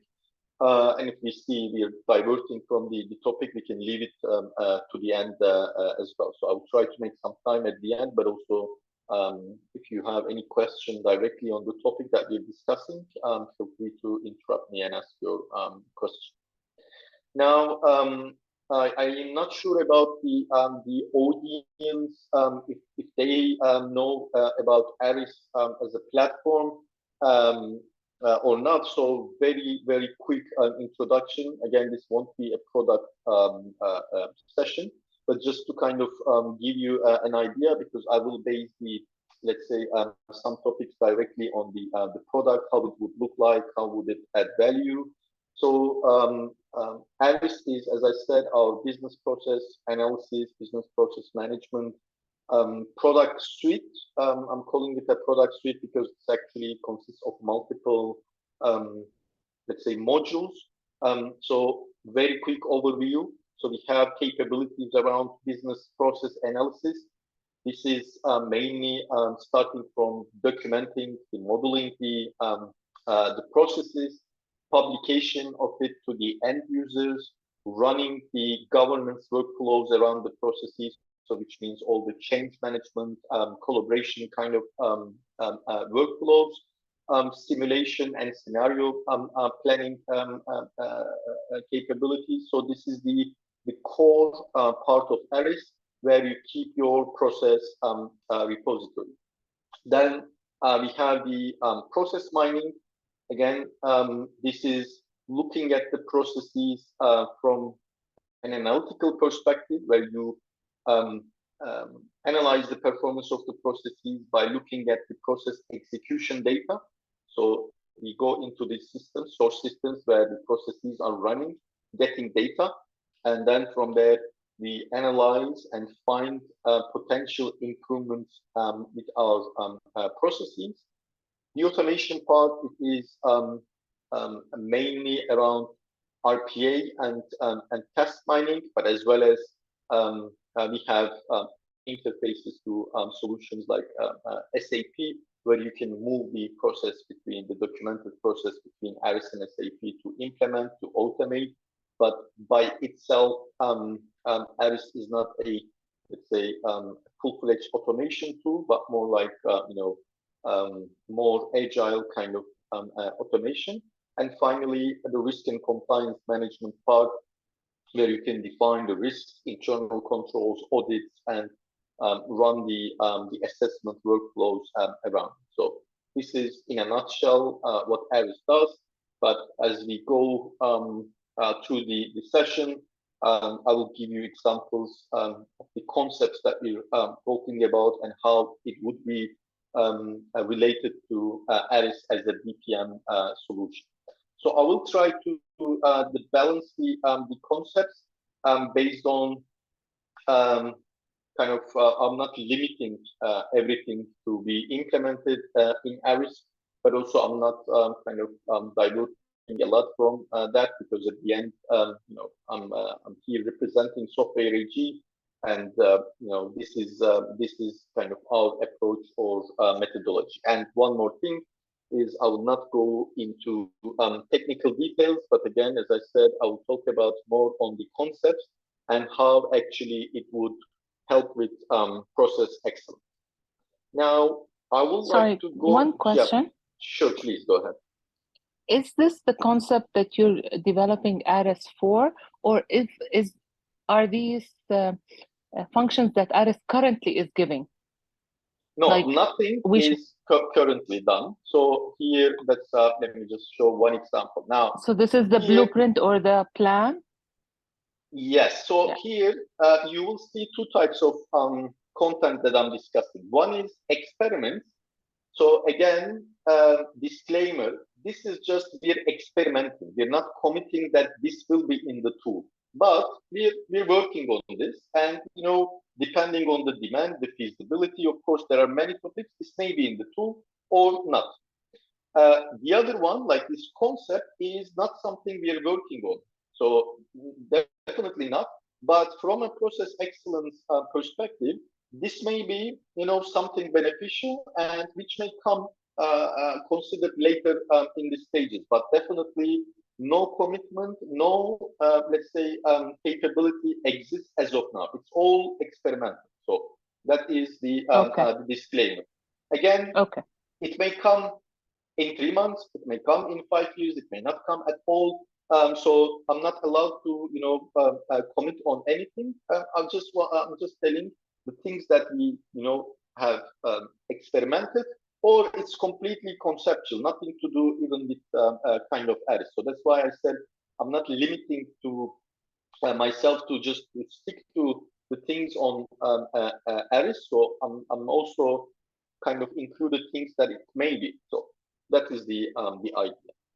Now, the kind of flow that I will actually follow is kind of the business process management life cycle, which I took in 4 phases, starting from the design part, where we actually document the business processes, and then going on with rollout and change management, which is actually you publish these processes and you let your users, like the end users, the process users, to interact and get information from these models and give their feedback.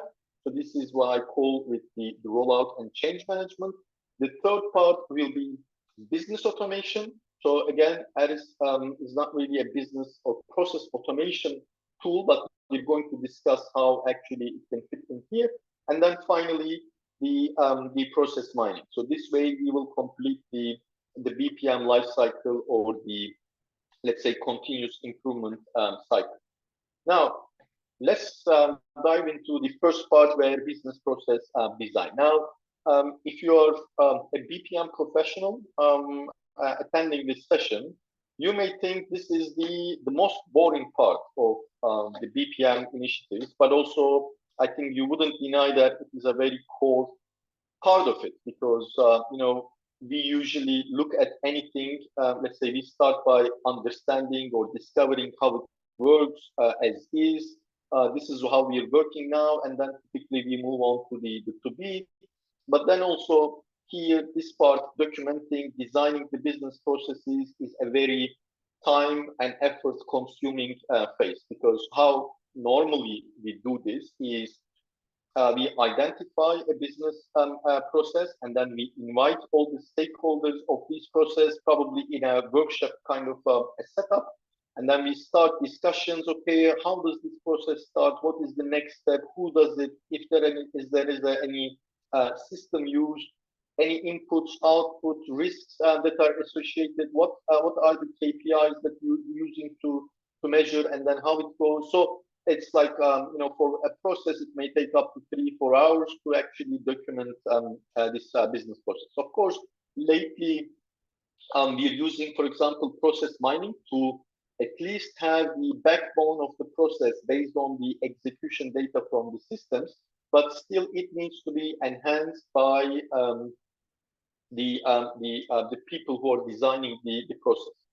So one of the areas that you're looking at is using generative AI to create content, as in to generate business process model diagrams. So in this screen, you see again some examples where you can do this in different ways. For example, you may just ask that, you know, you're looking to document a, let's say, procurement process, and you can ask I think as a concept, we're going to again for experimental, but we're calling it ARIS Copilot, that you know, can you help me to document a procurement process?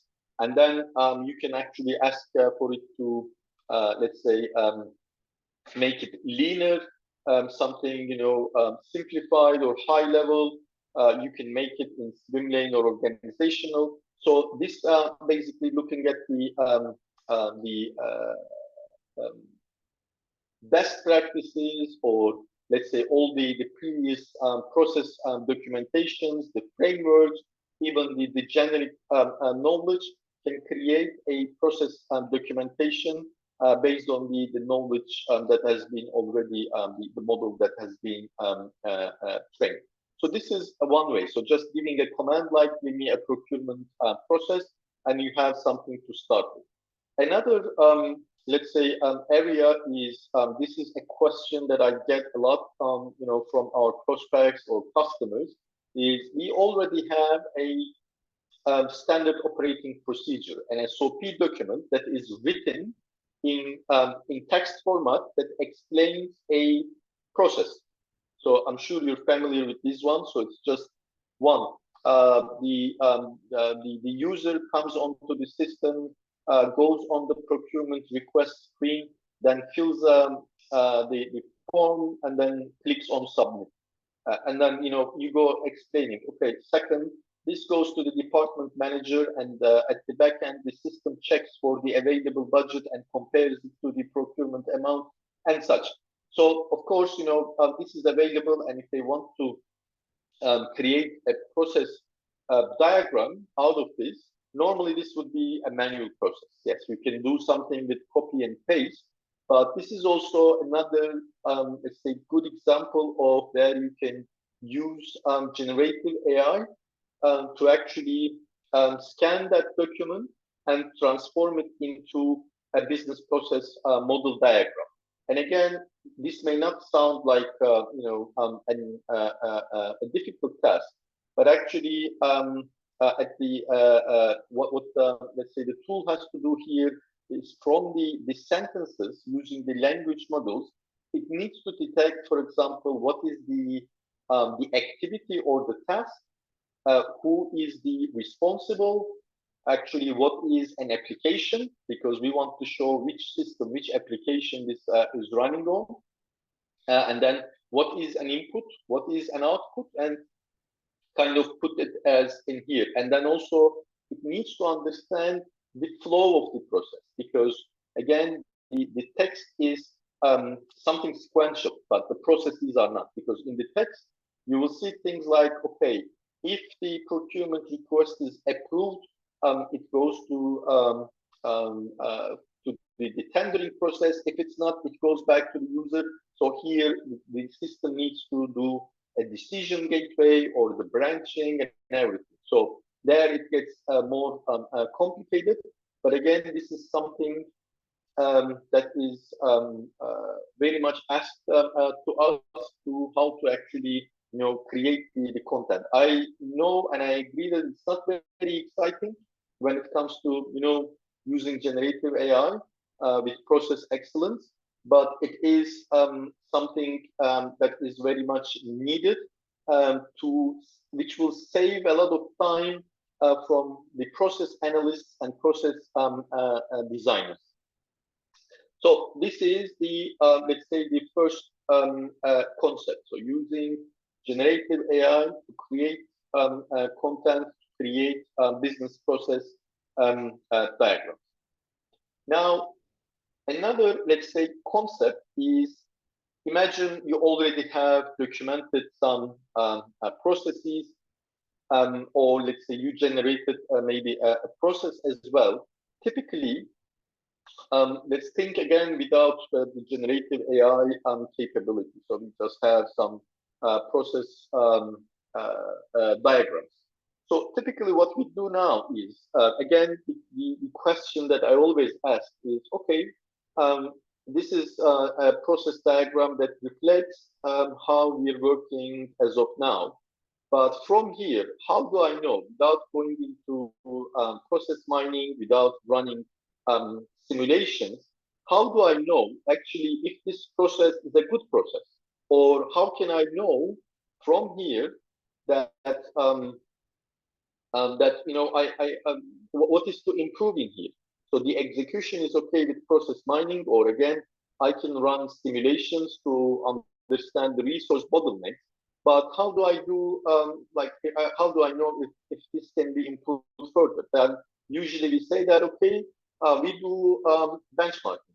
So we would have maybe some industry best practices, some standards, but of course this comes from previous experience or our let's say database, or some of them are already industry frameworks like the ETOM model from PM Forum, or there are other industry specific standards. And of course this is a manual process. So to do this benchmarking, I need to go and compare to see how my process is doing. Now, what generative AI can do is it can actually be again trained on the best practices, the benchmarks, let's say process designs, and then it can automatically analyze your process and highlight you is that okay, your process can look like this, or it can maybe make use of another approval step, or it can suggest you maybe some parallelism, or maybe looking at the process can tell you the process has many handovers from an organizational perspective. So to reduce it, you can change the order of these processes.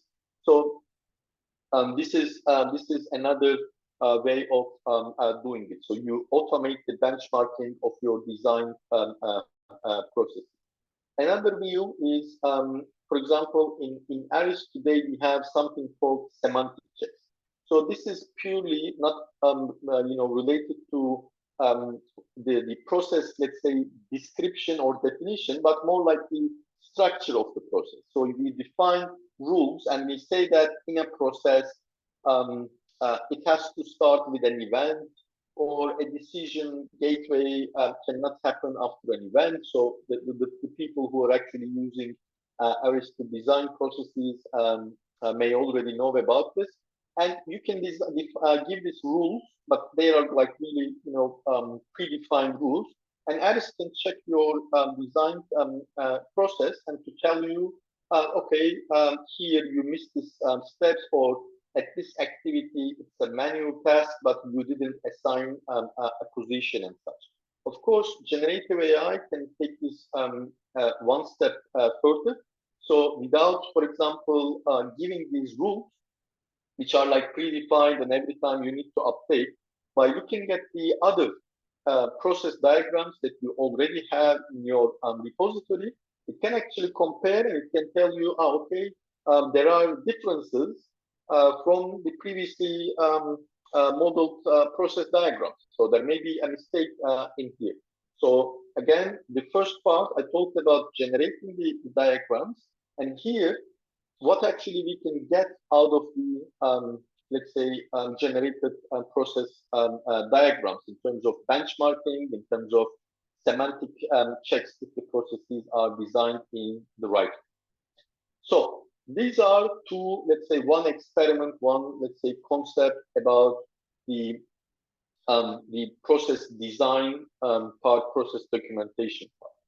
Now, the second part in the BPM lifecycle, we're talking about the rollout and change management.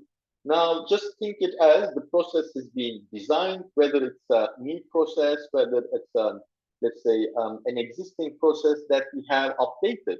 Now, what we're going to do is we want this to be kind of rolled out to the people who will be working on that process, or who will be executing it. Because if you want to bring this process alive, one part is you push it on the systems if requires any system changes. And the other aspect is the communication. You actually tell the people, now this is a new process that they need to follow, or the updated process they need to follow. So this is the second part. Now, this part, again, this is completely a concept. Nothing has been done on ARIS even as an experiment. Now, this part, typically now, today, how this would happen is I would log into, let's say, ARIS or any BPM platform, and I would actually look for information like, okay, what are the processes that I'm taking a part of? Okay, these are the ones that I work with. And this was the previous version. This was the changes now. And, then maybe I can post questions, hoping someone to answer me. Now, this can be changed actually from kind of clicks to prompts. So prompts as in, I can actually interact with the system asking things like, hey, I work as a finance manager, and which processes I'm responsible, or which processes I'm supporting. And the system, of course, can harvest all the information that is stored in ARIS, let's say, repository to respond. You can use this simply even for impact analysis, for example. Hey, we are going to update the sales contract document. Who should be informed? So like at the back end, you can go and see where this contract is used as an input. These are the activities and who is working on that activity, and we can respond to you. So here, this is one way. This is more of when the user wants to, let's say, actually get information from ARIS. So we can change it from, again, the clicks to the prompts, where I can ask questions on how these processes are working. The other one is more around contextualizing these information. So what I mean here is, so we had previous attempts on this, or let's say other companies are focusing on this as well. imagine we don't want the user to come to ARIS, but rather if I'm, let's say, opened my ERP system and I'm at the page where I'm, let's say, creating a customer. And here we can use again generative AI because it would immediately detect where I am, what I am looking at in my screen, and then immediately if can ask me what exactly what I want to do, or it can show me, for example, the content from ARIS. Hey, you're at this process, and from here you can go there. So this is something that has been, I think, already developed, not necessarily generative AI.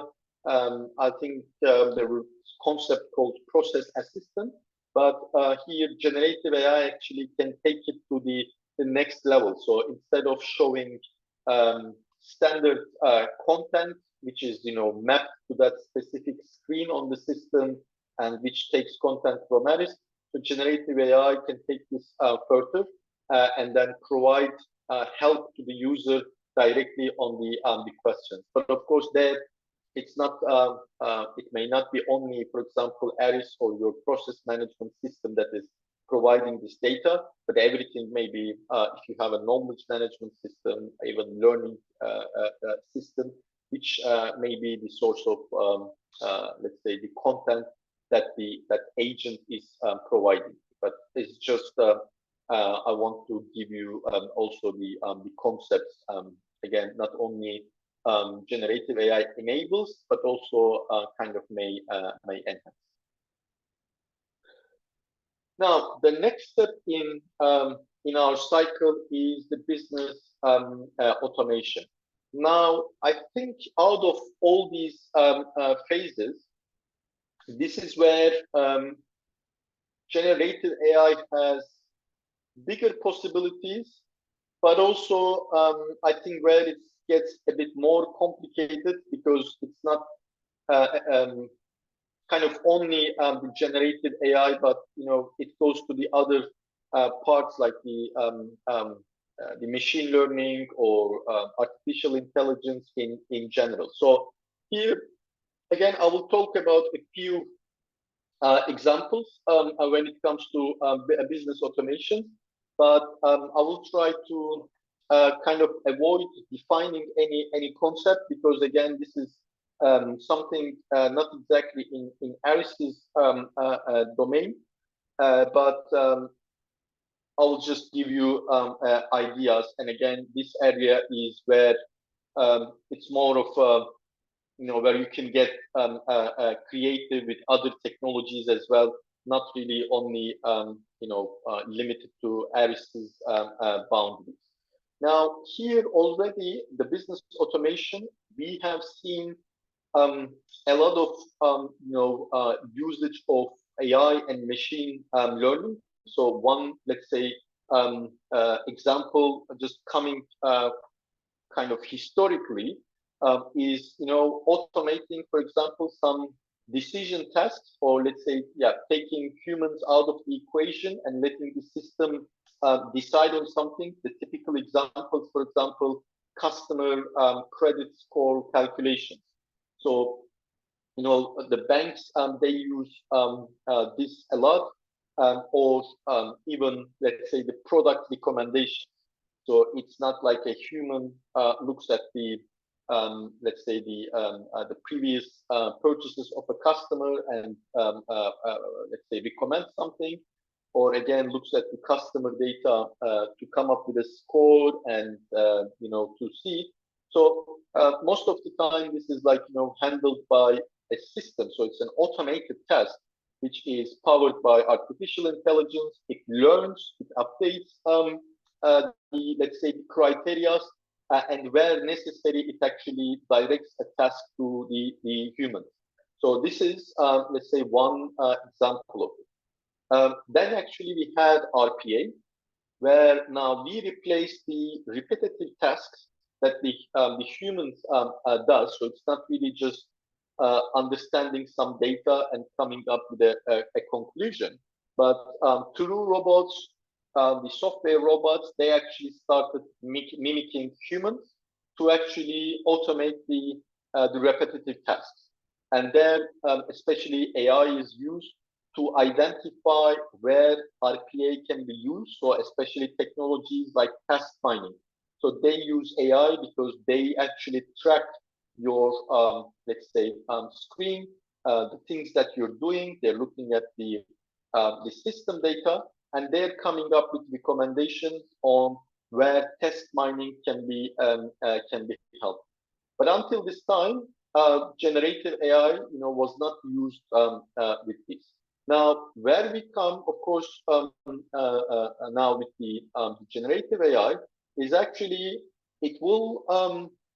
It looks like it will help us to automate even the, let's say, communication. So already, of course, chatbots are there to replace humans, but it is something I would say more on a very limited scope where you provide support, let's say, to your customers.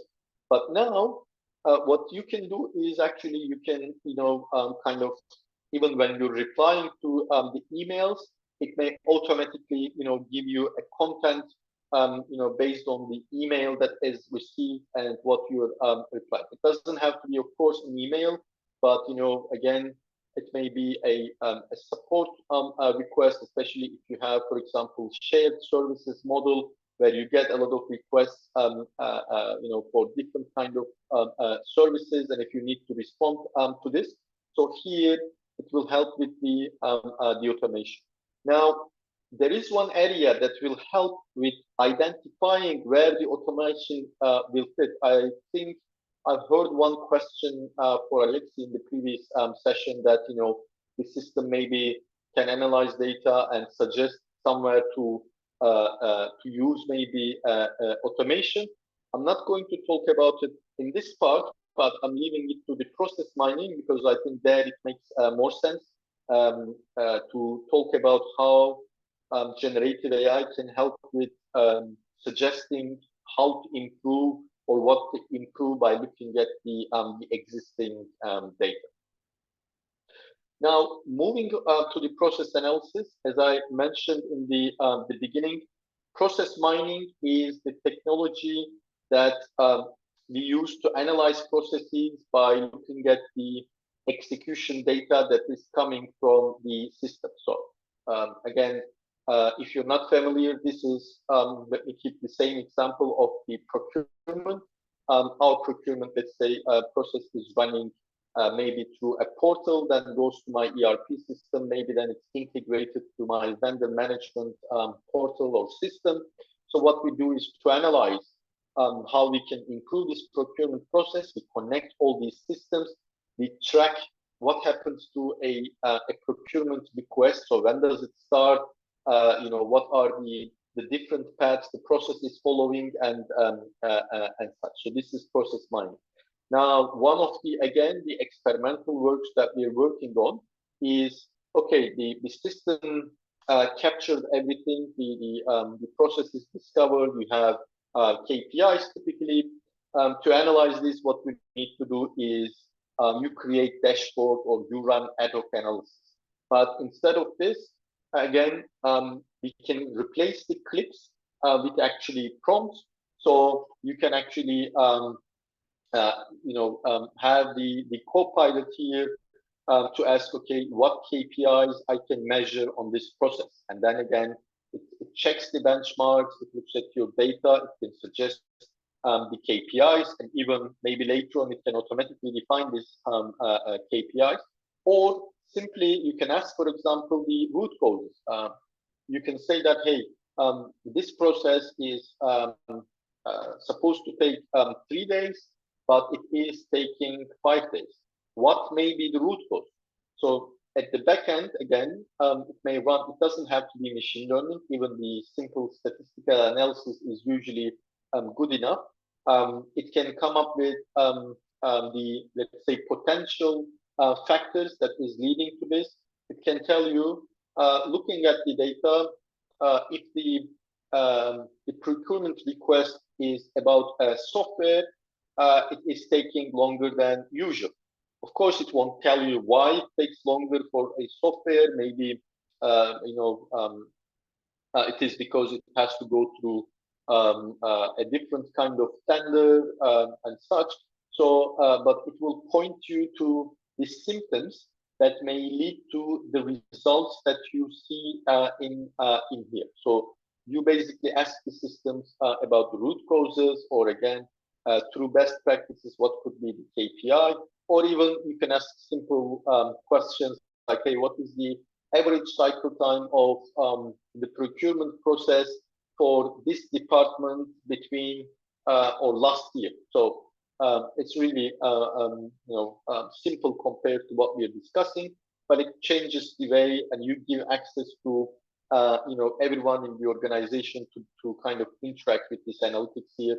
So it doesn't have to be like they're trained on the system, or anything. They simply ask a question about the process performance, and they can get a response here.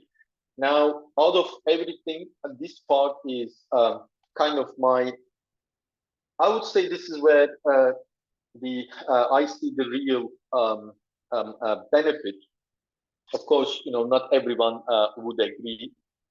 Usually now with process mining, and as I said, explained, we connect to the source system, and we actually tell the system that this is the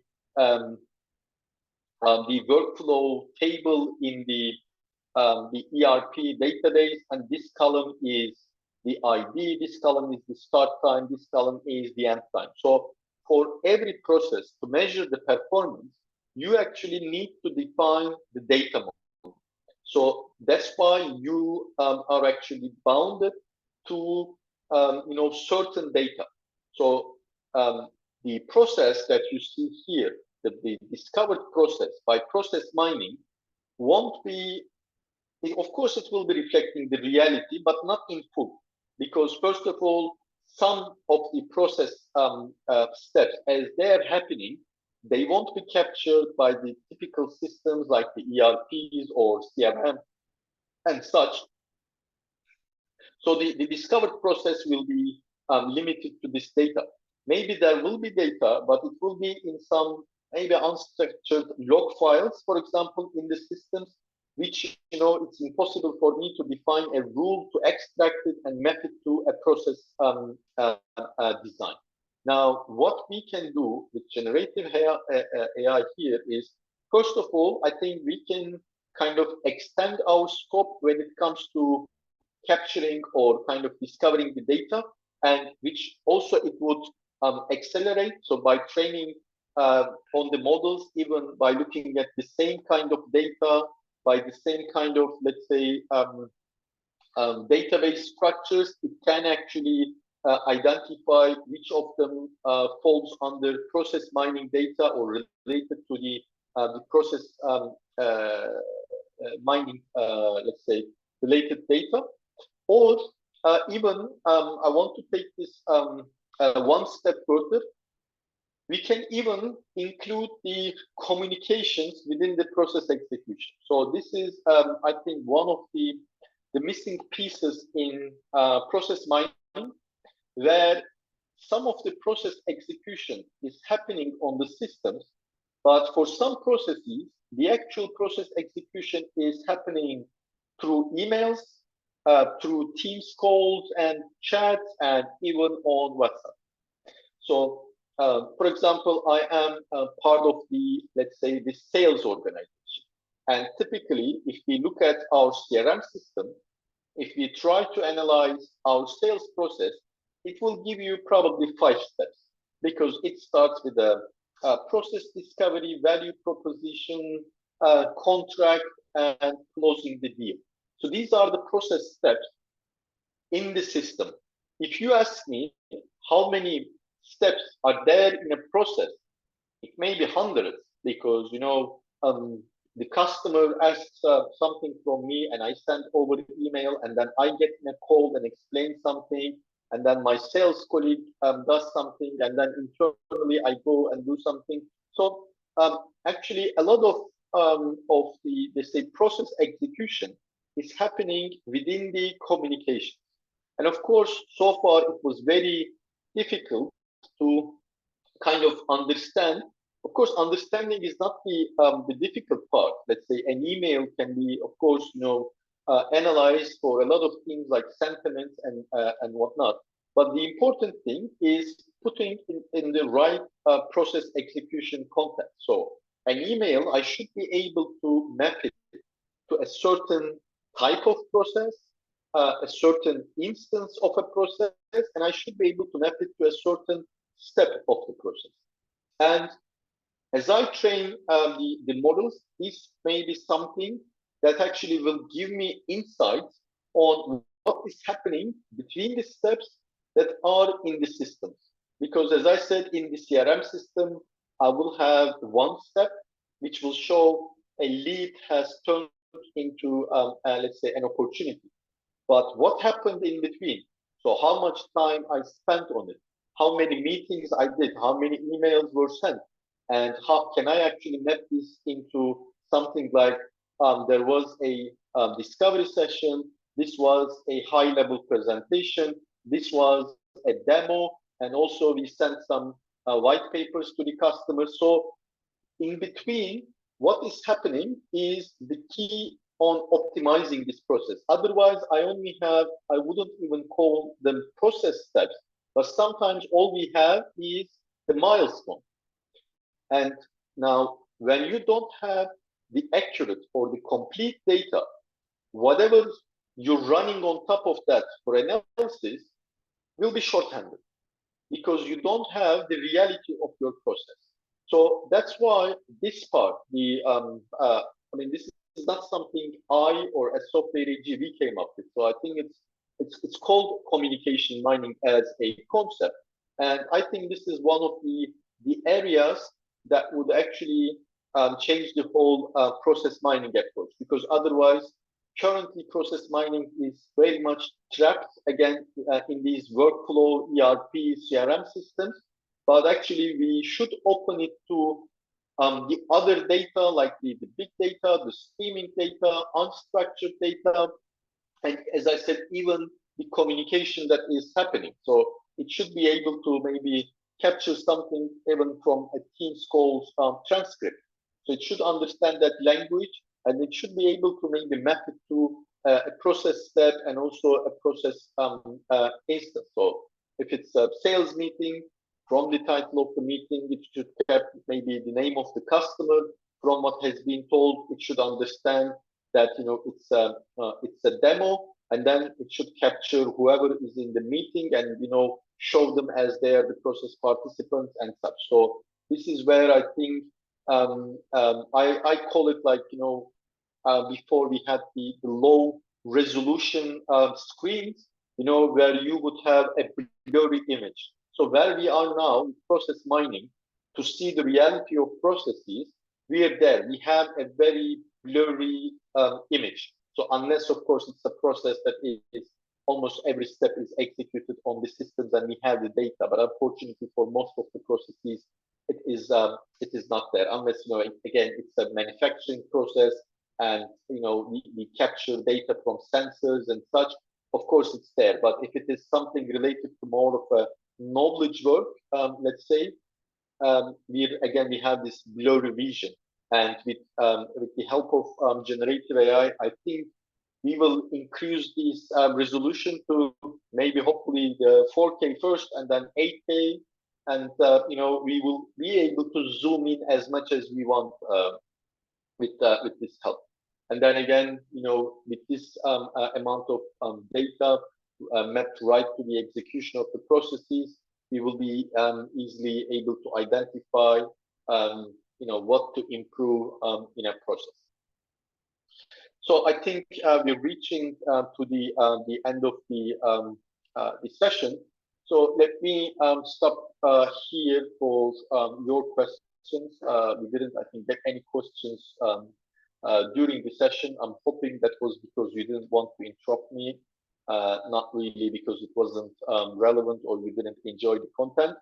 But in any case, now please let me know if you have any questions, or of course I'm open to discussions as well. It's there is a lot to talk about, and there is a lot to kind of innovate about. So it's impossible to cover everything in this, let's say, 1 hour session. But these are the things that I want to, reflect from our perspective. I think you can type it on the chat as well, because now I will be able to see it.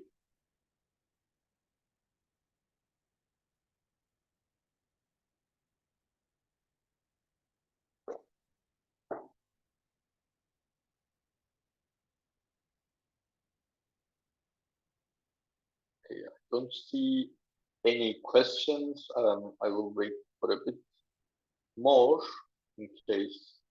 I mean, anyways, I think this may be blocking the screen, but this is my contact information. If later on, if you would like to reach out to me, this is my email address. If you want to connect on LinkedIn, you can find me with my name and surname, or even mobile. Thank you. Thank you, Cezmi. Okay. Sorry, I don't know if I pronounce your name correct. Cezmi, but it's fine. Yeah. Cezmi. Okay. Some of the ideas that you have are interesting. I think one of my colleagues was looking at something very similar, especially with translating, or at least drafting a process, or reviewing a process and seeing if it has any areas or risky areas. However, I'll wait also to see the final product and how good it is, because half-cooked product can be very much of a hassle. Yeah, that's why we are not committing on anything, because I know somewhere in some server there is a working version of this, but it's always better to have something working properly, not really half-baked, just to say that we are doing it. That's not really our point here. As I said, of course, it's exciting. We want to explore. We want to have these capabilities in our platform as well. But it makes more sense to focus on really the demand, not just to have something for the sake of doing it, but really we want to build things that actually work, not just say that yes, we have generated. Yes. So that's our approach. Yeah. Sure, and I like the part where you said linking with emails and even maybe meetings, which might be interesting. I don't know how you're going to do it, but it might be an interesting again, this is that's why it's a concept. So if you ask me now, even I don't know either, but I think it should be there. But it should be, because we send a lot of things for our customers through emails, through SMS, and we sometimes stamp it saying yes, it's been sent, but we have no idea sometimes if it's really reached or it didn't, or I mean, one example is, so my job is, so I'm part of the pre-sales team. So as pre-sales, what I do is I do product presentations, I do product demos, and usually my time is always on on screen, just doing presentations, doing demos. So if really someone wants to track my time, or from a process perspective, so if they want to really excel my the process that I'm executing, there is absolutely no data in any system. And also it's very difficult because I have to generate this data myself. Like I need to say I prepared the presentation for 1 hour and then I present it for 1 hour, and I need to log my activities. But you would agree, nobody likes to log their activities. So you need your personal assessment. Exactly. So there are things that would help these time trackers and such, but even it's not at that level. So, and I believe in communication is one of the areas that a lot of waste is happening in terms of time and effort. When you do something quicker, like for example, I feel like when I'm in the office sitting with my colleagues, I actually work more efficiently because immediately I can go discuss something. But if I'm working from home, I lose a lot of time with the communication because then everything turns to phone calls, messages, Teams calls, emails, and I think there is a lot to improve in there. So not only the process itself, because again, process becomes very high level when you look into this, but during the communication, a lot of waste in terms of lean terminology is happening. So again, it may be more of a personal opinion. Again, not everyone would agree, but personally, I see we need to improve on the communication. This is where one area that the processes can be improved. It started, if you notice, in our phones where it tells us that you have spent your time here, here, here. But it's not as detailed. It just tells me how much of a screen time it is, how much maybe of a specific app it is. But it would be interesting to have it in the business sense of how many meetings I had, how many, what was in the meeting, and so on. I agree. Thank you. Thank you for your feedback. We don't have any questions. I would like to thank everyone for attending the session.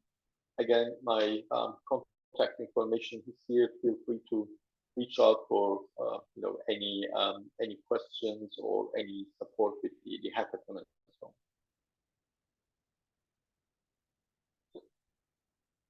I think over to you, Aleksi. I'm not sure if you are still with us and if you.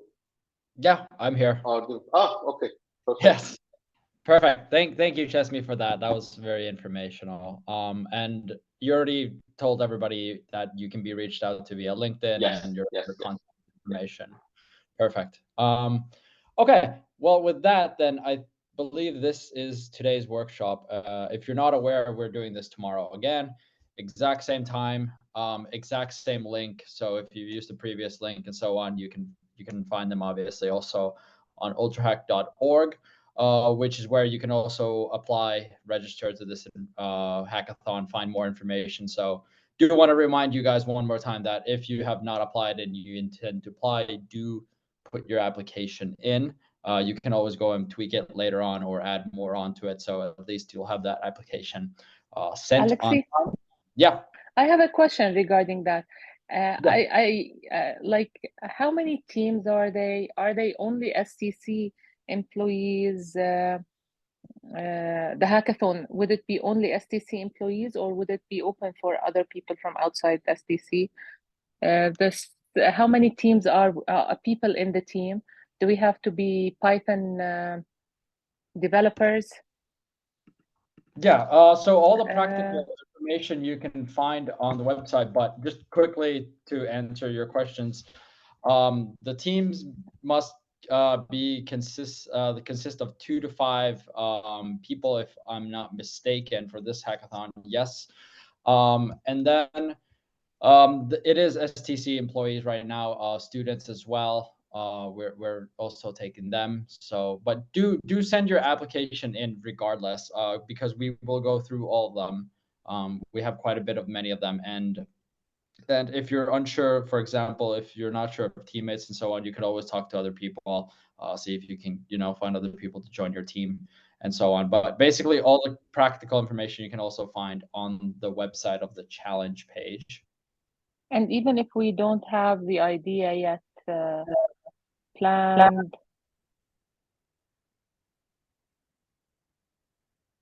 just join another team, is that? Yes, Bari, certainly. I will take it. Is my voice audible? Because I'm listening to the echo.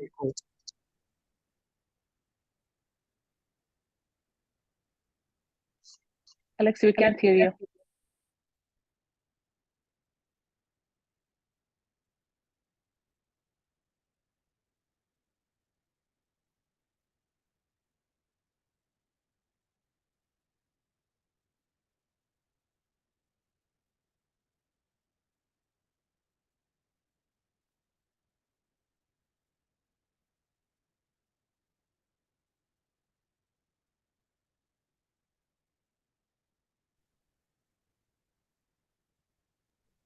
Alex, we can't hear you.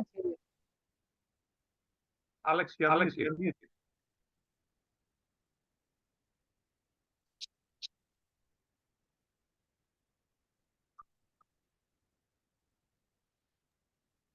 Alexi, you are not audible.